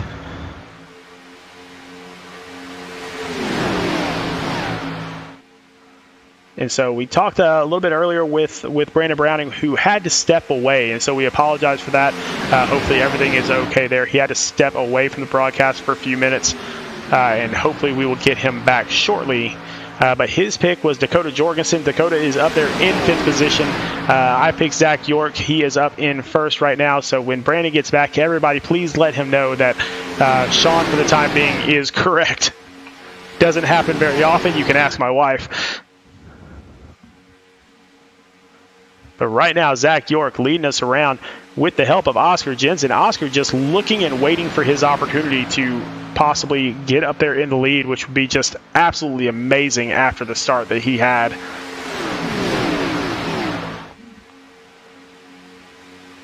And again, only 10 cars on the lead lap. Timothy Latham, Justin D. Reich back here in a 3-person group. So Timothy, Justin, and Greg, they are currently 26 seconds behind the leader. So still about a half a lap away from the leaders. They still got a little bit of time, but those leaders are coming awfully fast. And the fastest of those leaders, Zach York and Oscar Jensen, just really teaming up, getting it done right now. And everybody in single file behind them. And I think pretty much everybody's just kind of biding their time. They know they've only got 32 laps left.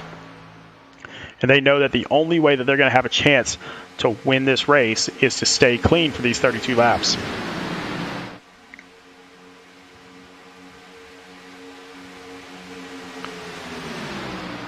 And looking back right now, so this is about lap 13 of this pit stint. So looks like we'll probably have another 13 laps or so before guys start coming in for green flag pit stops, which is just going to shake things up even more. And so assuming we stay green, we're going to see that strategy play out. So who comes in first? Who stays out? Who takes 2 tires on pit road? All sorts of strategies that could happen.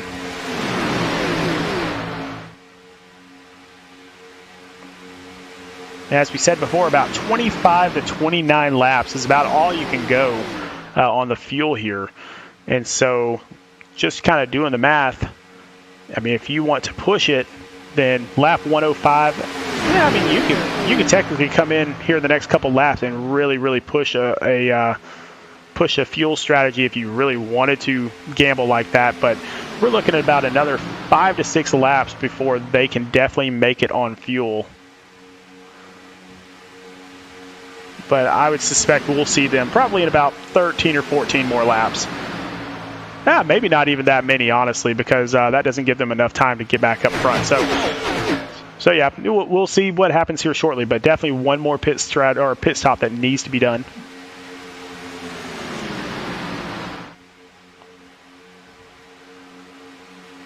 So again, Richard Springer out there all by his lonesome on the outside, but making up ground. So really great setup in that car to be able to do that all by himself out there. But this little tag team of Zach York and Oscar Jensen still putting it to the rest of the field.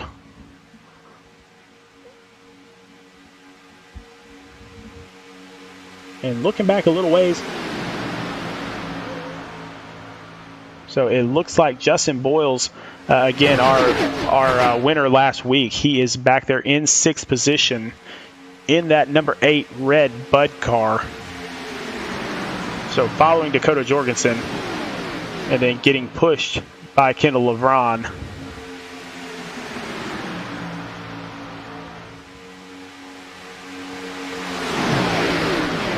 And after all the damage we had earlier, not really enough cars on the track right now next to each other to really make this too dangerous for the time being.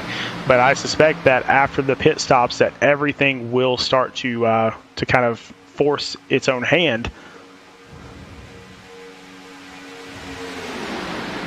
Because nobody wants to wait too long here, but you can see Oscar Jensen getting a little bit of air on that bumper.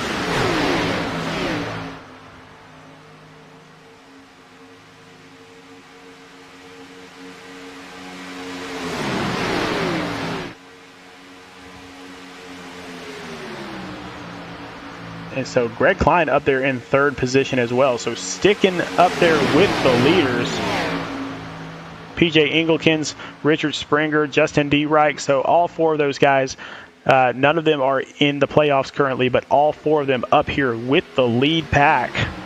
So out of these top 10, actually, I'm sorry, Justin D. Reich is not in the lead pack. So PJ Engelkens is the last car in the lead pack. So out of the top 8 here, 3 of them are not even in the playoffs. And so it just goes to show the talent that is here in the IVCS, where guys that didn't even qualify for the playoffs are really showing out.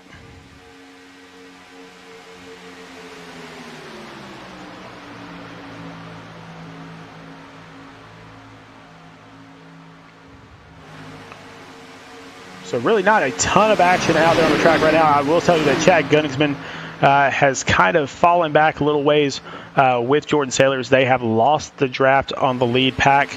The other people that we'll check in with, Timothy Latham, Justin D-Reich, they are now 46 seconds behind the leaders. And so the leaders should be coming up relatively quickly. You can see the lead pack barely in the background there.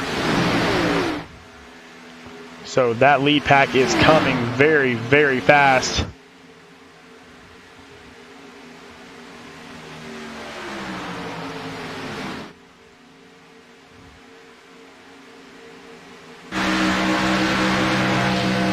So here comes that lead pack to put them all a lap down.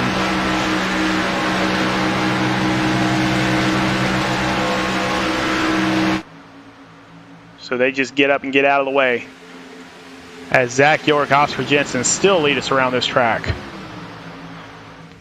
Oscar doing everything he can to get as much air as he can on that front bumper, on that engine. But it's really, really tough to do when you're trying to push a guy so fast to get away from this group. The guy with the coolest engine right now, Zach York, and the other one is Richard Springer, again, up on that outside, making it work for himself.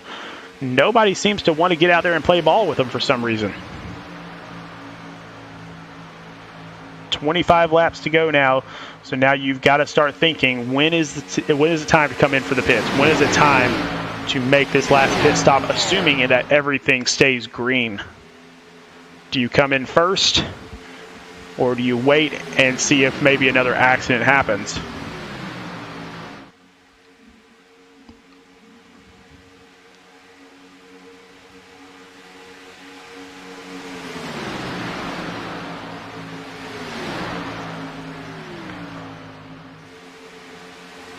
So, and then also, at what point does Oscar Jensen jump out of line? So you got to know he doesn't like being in second place.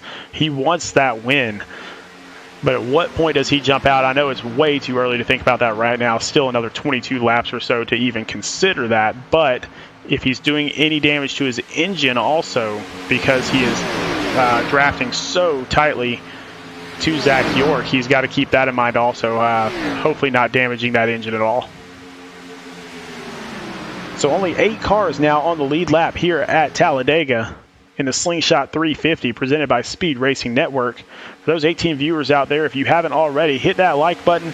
Go ahead and subscribe to the channel. We've got a few other good races throughout the week that we broadcast. Another one that we're broadcasting on Sunday night that just started their playoffs this week is the Mid-South Madness League. And so we have a great time in that league as well. They are at Michigan this week in the Xfinity cars. And again, this is their first week of the playoffs. So playoff season is a lot of fun here at Speed Racing Network. And Zach York enjoying playoff season as well up front, as he's been most of the race. So he has either been up front or in second place most of the race. Oh, it looks like Greg Klein gets out of line. He was blinking. In fact, he blinked out there, and that's why you saw no cars. So he jumps out of line, lets everybody pass him so he doesn't do any damage. Again, not in the playoffs, so a very classy move to just kind of get out of the way, just be sure everybody gets through safely, but he will lose the draft.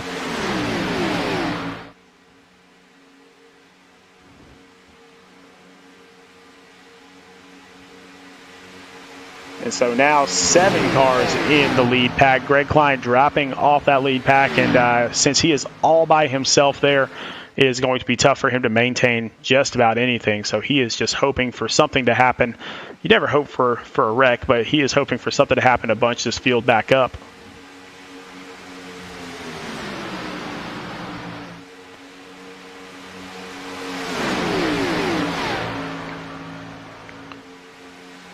All right, a little bit earlier in the race, Luis Lopez out in the chat said Dakota Jorgensen to win this race, and now we will find out here shortly. So a lot of people coming down into the pits. Oscar Jensen leading everybody down into the pits, and then Zach York, Dakota Jorgensen all in there. So only 3 cars still out there on the track. Richard Springer, who has made it work all by himself on that little bit of an outside line, he is out there all by himself on the track.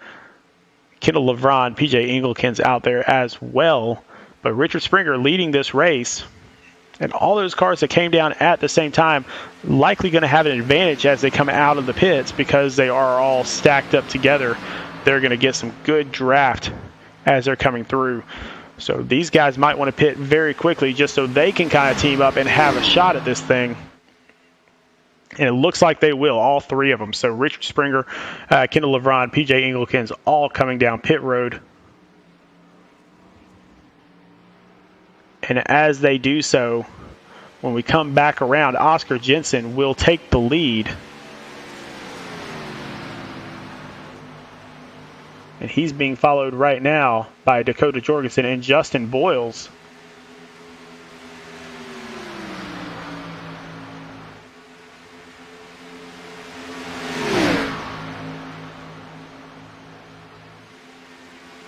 So Luis Lopez, once again, out in the chat, said a little bit earlier that Dakota Jorgensen's going to win this thing, and here we go. So Dakota Jorgensen actually about to, I believe, take the lead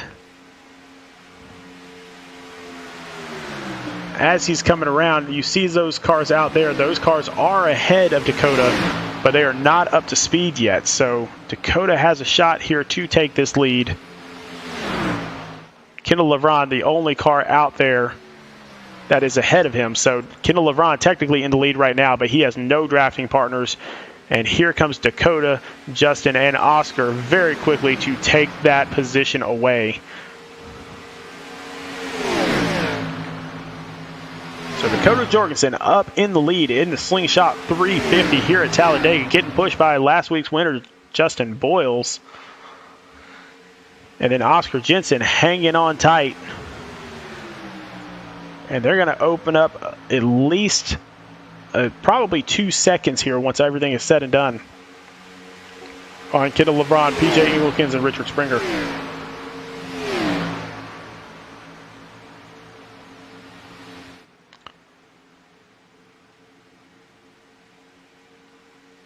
So looking back now, the lap cars of Timothy Latham, Chad Gunningsman, and Greg Edney all coming down into pit road. So again, they are a lap down after all of them sustained damage in various wrecks.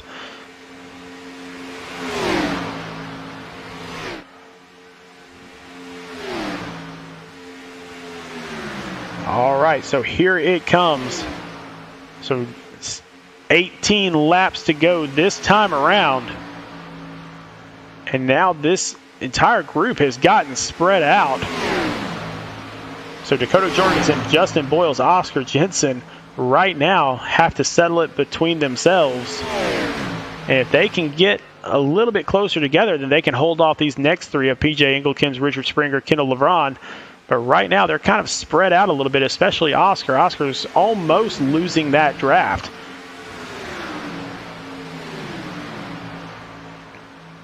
But if Oscar loses that draft, that's okay. He's got three guys right behind him that are also somewhat clean on those cars, so he can pick that draft right back up with them.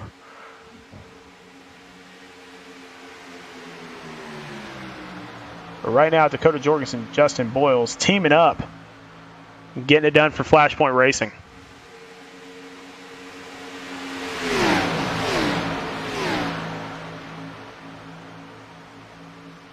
Now, again, their teammates, Chad Gunningsman and Timothy Latham, off the lead lap now. So now we got everybody bunching right back up.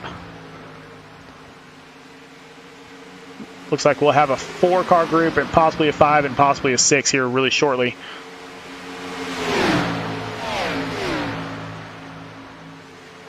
So Oscar Jensen, Richard Springer teaming up there now. Richard Springer fantastic on the outside all night long, all by himself. And now he is pushing Oscar Jensen. So Oscar is loving that push from a car that was so good out there on his own. And Oscar will actually take the lead with that push on the outside for the time being, at least. We do have the lap car coming up. That is Timothy Latham. He will get up out of the way. Extremely classy driver. Just a rough night for him. But he will get out of their way and let them get going.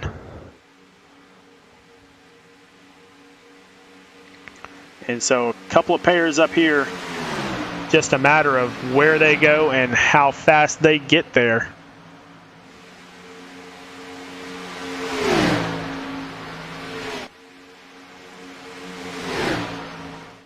And again, just kind of looking back out there on the track.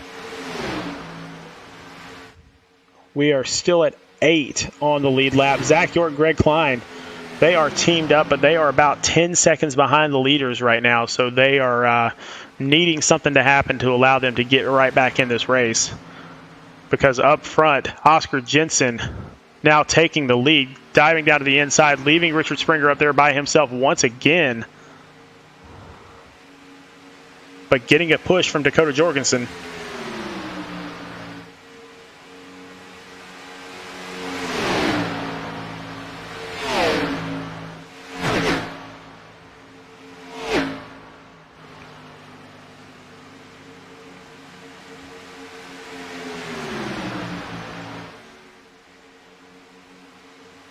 So far, just this 4-car pack, and that's really, unless something happens, that's how it's going to stay, because Kendall LeBron and PJ Engelkins are definitely losing touch right now.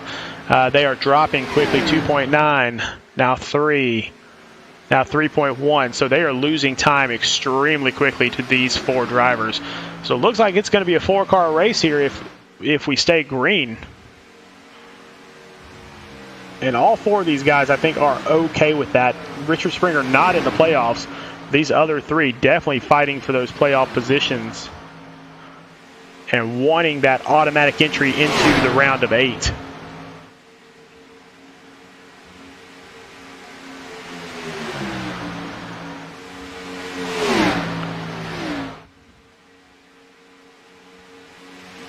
Again, a little bit too close to call there at the line. Not really sure who led that lap. And maybe we'll get a fantastic finish like that. I will tell you, just for fun, here at Speed Racing Network, we put together a camera just in case we get to that photo finish. We've got the finish line camera, and so we can use that to figure out who won the race extremely quickly for us. So we will have that on hand just in case we have one of those really, really close finishes that we can back the tape up and check it out.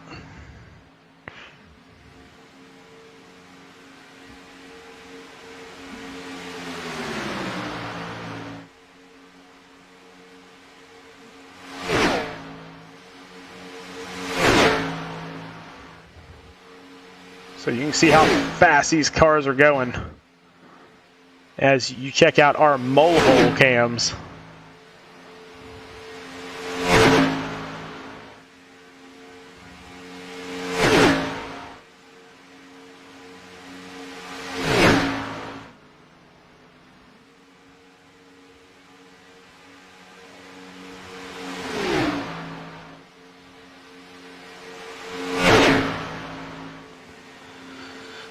So not a lot of movement out of these 4 right now. Oscar Jensen leading the way.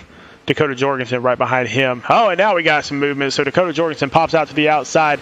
Justin Boyles goes with his teammate. So they're not going to get too far away, but I think they want to establish that line so that as we get into the closing stages here in the next 11 laps, that they can have a good push. So they did not want to stay single file for too much longer, which just makes a lot of sense.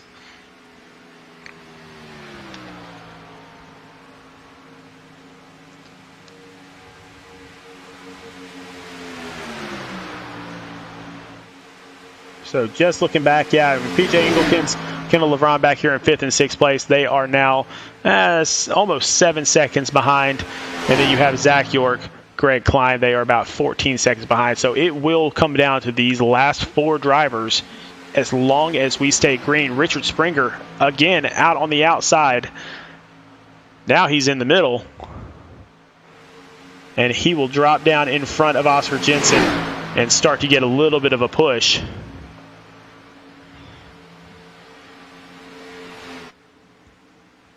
So these 4 cars are going to decide it here at the Slingshot 350 amongst themselves.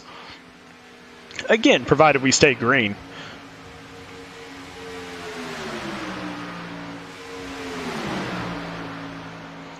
So far, it has been a great race. We have had some incidents, definitely.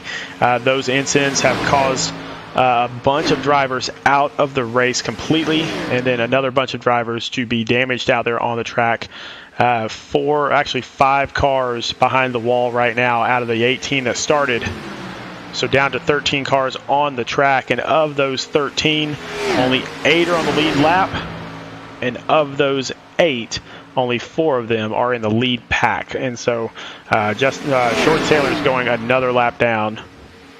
So he will be 3 laps down now as he lets the leaders go by.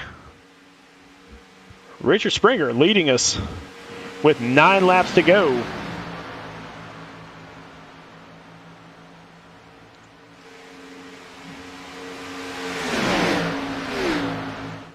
And I know the finish cannot come soon enough for these 4 drivers.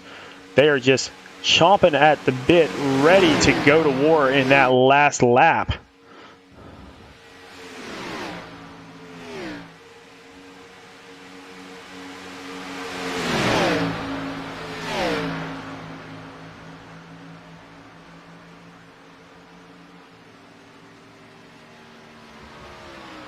And so I said just a little bit earlier that if Brandon Browning is able to get back into the chat with us in order and able to come back to calling this race, to tell him that I was right about Zach York. Well, now he is right. He's got Dakota Jorgensen in this race, and Dakota is up in 3rd. Zach York back in 7th, about 17 seconds behind.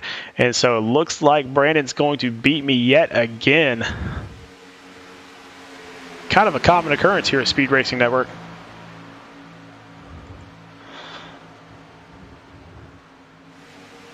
But Richard Springer, Oscar Jensen on the bottom line, and this is pretty much, this is going to be the contest right here. These 2 teams, and Oscar Jensen, Richard Springer, I'm not sure they're on the same race team, but they're teamed up right now.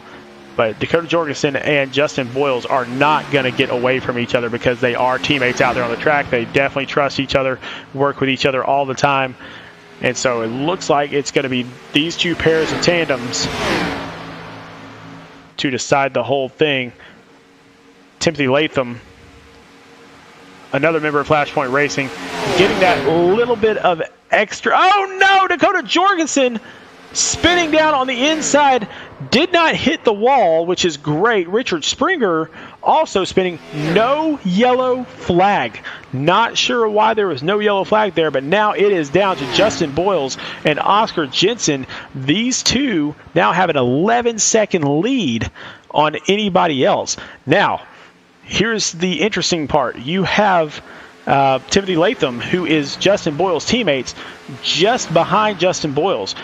So if they can get linked up, then they have a huge advantage here going into these last 5 laps. I don't think they're going to get there, though. I think that Timothy is too far back, and he's also too damaged to do that. So it is going to be Justin Boyles and Oscar Jensen to try to decide this thing. Again, they have a 12-second lead. I really believe there should have been a caution there, but no caution was thrown by iRacing. So here we go. 5 laps to go.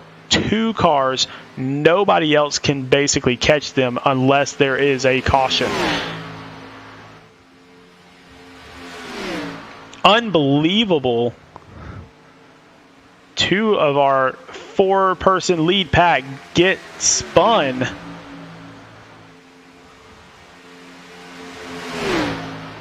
And really, really quickly, I know we have a battle for the lead here. Assuming they're going to stay close but not really hurt each other too badly. Let's go back really quickly and find out what happened here. And so it looks like Jorgensen gets down to the bottom of the track. He thought he was clear. Richard Springer was there. His nose was there, and they both go spinning. Both of them off the track, off the racing surface, so that's why there was no caution.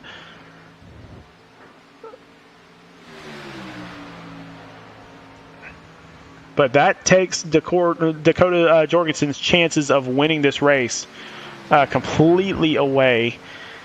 And so now it's going to be either Oscar Jensen or Justin Boyles. Justin would love to go back-to-back here. especially at a restrictor plate track. But at some point, he's going to have to pop out and try to get around Oscar, and that's going to be a tough task. You can see a little bit of damage on Justin Boyle's car there. Now, Justin's going to get up to the outside. He's going to try to use a little bit of the draft from that outside car. Not going to get enough there, so he's just kind of going to be stuck on the outside. Again, a little bit of damage on the rear of Justin Boyles. Not sure if that's hurting him too badly.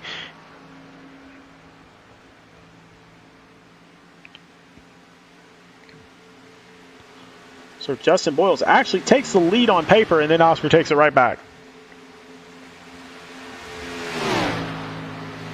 So again, we're going to pull up the battle box here, and again, they're so close, and I know this is Talladega, and it's just going to go back and forth, but you can see at any given moment who is out front, and that may be important here really shortly because we only have 2 laps to go. 2 laps to go here at the Slingshot 350, and only 2 cars out there that can decide it. Everyone else is far away. We're talking 11 seconds down.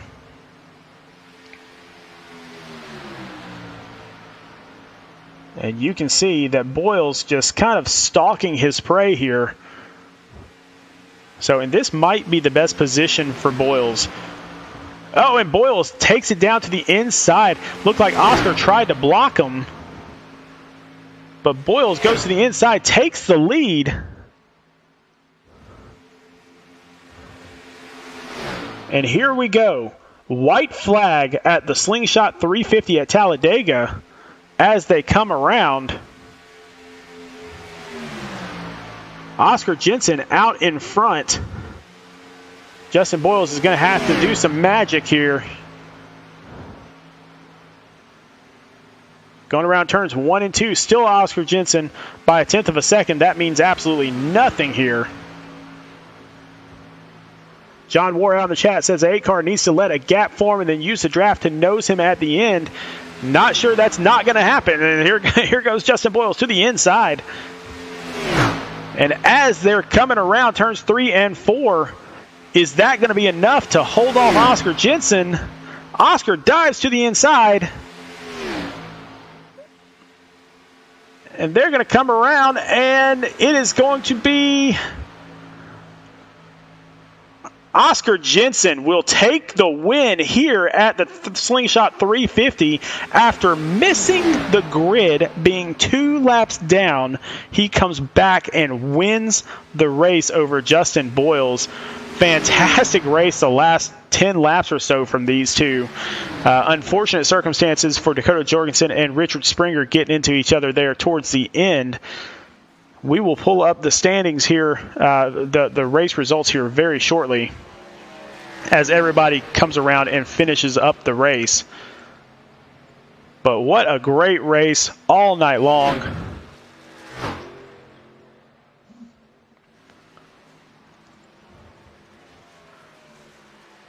And here we go with the unofficial results. So Oscar Jensen up in first, Justin Boyles second, Kendall LeVron third. He needed a great finish. He got a great finish.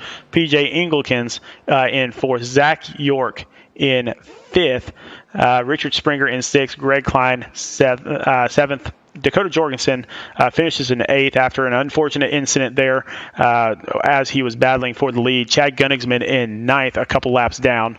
Greg Edney in 10th. Jordan Sailors 3 laps down in 11th. Justin D. Reich also 3 laps down in 12th. Timothy Latham, who was up front a lot of the way, got involved in some wrecks.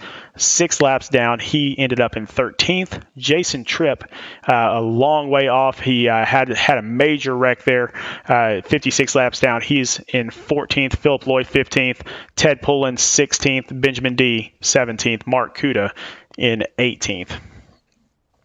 All right, well, let's see if we can sort this thing out a little bit.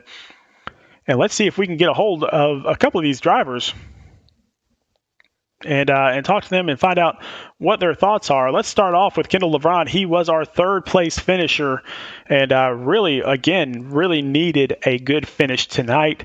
So Kendall LeVron, Sean up in the booth, man. Great finish, third place. Never a bad thing, especially in the position you're in. Oh, Yeah, it is. It's very good to be in the top three. I knew I didn't have after the two wrecks was a part of. I knew I didn't have a chance to win the race, so I tried to do the best I can to hook over my teammate PJ to try to keep up and stay up in the top of the field. Well, And and able to finish the top three, I'm actually kind of happy, man. yeah, and in a race like this, which was a really interesting race because there was so much damage out there on the track, and you just kind of kept it clean, stayed out of the way, got through some of these wrecks, and I mean, how do you do that in a race that is so close nose to tail? It's all about a lot of patience, and you got to play your cards right. Majority of the time, it doesn't work out, but sometimes it does. It's just you got to be patient and slow down, like slow yourself down mentally so you don't try to get up to the front as much as you can, because this was like 130, this was literally 130 laps, so it's best to wait until like the last 10 laps to actually start doing anything you need to do to get to the front. Well, we got the Roval coming next week, and I know this was a big race for a lot of guys because going into the Roval, some people are not road racers. What do you have left for this last race of the playoff of this part of the playoffs? What do you have left for the Roval? I'm not very sure, but the last time I actually raced at a Roval was in a league race last year, and I was able to pick up a win from that league in the Roval, because majority of the guys over there usually do oval tracks, not road courses. So, but I think I might have a good chance. But there are some guys in here that has more experience in road course than me, but I might be able to have a good chance to maybe win. I'm not really sure, but we'll see how it is whenever we get to the roll. Oh, man, that is excellent. Can't wait to see you there. Is there anybody that you'd like to thank before we let you go back to your team? Shout out to PJ. We did a good job working together, try to stay in the top 5 as best we can. Shout out to my family, friends that are watching. You guys putting this broadcast together. Justin Boyles, Oscar, and Jason Tripp keeping the league running as long as it did. And I really do appreciate to everybody, even the competitors out there. All right, buddy. Well, you have a great night. Congratulations on a third place finish. We will see you next week at the Roval. 10-4, appreciate it. All right, Thank buddy. y'all. All right, now let's see if we can't catch up with last week's winner, this week's second place, Justin Boyles. Let's see if we can grab him and find out what his thoughts are about that last little stretch. So, Justin, Sean up in the booth, man, how's it going? Oh, man, I've been better. So, man, great race there, especially right there at the finish. It was back and forth the entire way. What did you have to do to stay up at the front as everybody else was falling off because of damage and everything else? I just fell off less because of damage. No, I mean, just the draft is a powerful thing. But, I mean, you saw it there that when me and Oscar were going back and forth, and even when I was trying to help Dakota get around those two guys, I just didn't have the power to do it. Oscar was just playing cat and mouse with me. He knew I couldn't pass him. So, but I'm glad y'all enjoyed the race because I don't think I've ever been 1-on-1 in a Talladega race. Yeah, it was definitely an interesting thing. We were we saw the 4 drivers up front, and then all of a sudden it was 2, and then 10-second lead going into the last few laps. So never seen that before, but here at the IVCS, anything can happen. Yeah, I mean, just turned into a race of attrition, and the server was not doing a whole lot of good for us tonight either. I don't know if y'all could see that from up there, but that was pretty brutal on that front. But we had a lower field count than I expected tonight, but so once we had that first big wreck, it just kind of piled on from there. But just a couple cars there that were clean at the end, and 2 of them were Richard and Oscar from what I could tell. So congratulations to Oscar, and I want to apologize to Dakota and Richard. I just was off center there on that push, just trying really hard to keep the momentum going. So hate that happened. Definitely, man. But, I mean, we got the Roval next week. So first place last week, second place this week. What do you got for the Roval next week? I guess third place. I don't know, man. I mean, I like road courses, and ran really well at Sonoma. Led a lot of that race, and then finished third there, and pretty fast at Watkins Glen, and made a mistake in turn one and tore the race car up. So maybe we'll have a little better luck there next week. Like I said, I enjoy the Roval. It's tough. I know Jason's going to handle clearing all black flags on the starts and restarts there, so we'll be able to pass the chicane. So see if anybody cooks it there going into Tom's heartburn turn, and but yeah, it'll be fun. Hopefully, we try to get another win. All right, man. Anybody you want to thank before we let you get back to your team? Yeah, man. I want to thank Nice Energy. Wake right now. Thank Flashpoint, man. We had 4 good cars again and just couldn't make it happen. Thank you guys for putting on the broadcast, and we'll give it another go next week. All right, buddy. Well, you have a great night. Congratulations on a second place finish. We will see you at the Roval next week. All right, appreciate it, man. I'll be in the KISS car too. All right. Oh, sweet. Then that's gonna be that's your good luck charm. Let's see. Maybe so. Appreciate it, guys. All right, buddy. Take it easy. All right. And so finally, we're going to catch up with Oscar Jensen, who once again, just when you think he's out of it, he gets right back into it. And so let's see if we can get him up into the booth. Oscar, this is Sean up in the booth. Do you got a copy? Yes, I do. My friend, what a great race. And I've never seen a 2-car finish at Talladega before, but you ran that expertly, especially missing the grid starting the race. Yeah, that missing the grid kind of hurt. I'm not quite sure what's been happening these last few times. I've had something go wrong at the start of the race, and I've had to reconnect everything, so I'm going to have to take a look at it. Or better look at it. I thought I did a pretty good job looking at it last week, but I guess not. But you know what? Like you said, I've never seen a 2-car finish. Obviously, I think I would have had a good shot had we not lost half the field either way. But yeah, it's crazy. Well, and that might have been a good thing for you to miss that start, because that allowed you to kind of hang back in the back, avoid all the accidents out there in the Premier Private Car Service car, and just really stay clean. And then that, I think, led you to, once you were back in the lead lap, it was all power from there. Yeah, it was really difficult to just kind of hang back there and, stay in it, realize that, hey, we actually still have a shot at this if we can catch the right brakes at the right time. And I knew there's a few times where I almost pissed myself because we almost got in a wreck. But like you said, it looks like it worked out and it was just meant to be. Oh, man, it has been an absolutely fantastic race. Now, we got the Roval next week, and granted, you're already in the round of 8, but what do you got for the Roval? I think the Nexus guys are going to build a pretty goddamn good set from what I hear so far. So I think it's just going to be on me as the driver to do everything right. But again, like I said last time, or the last round, if we mess up, we're locked in. So can play a bit more strategy. Absolutely, man. So anybody you want to thank before we let you get back to celebrating? I just want to say thanks to Nexus Esports, Robert Montgomery, Premier Private Car Service, Book Construction. I want to say a big shout out to, got a big list here. Chris Schooler, Brandon Thomas, Alexander Hendry, Jeremy Boucher, everyone at the Flying Arrows. We worked great together, and I know they got taken out, but at the end of the day, hail Goober, and nice little birthday gift on top. So, well, happy birthday, buddy. Congratulations. Have a great night tonight. We will see you next week at the Roval. Yes, sir. Thank you all. All right, so let's talk about next week just a little bit. So next week at the Roval, so the Roval Roundup 170 at Charlotte. So Friday, October 9th, 9 p.m. Eastern. So basically the same time.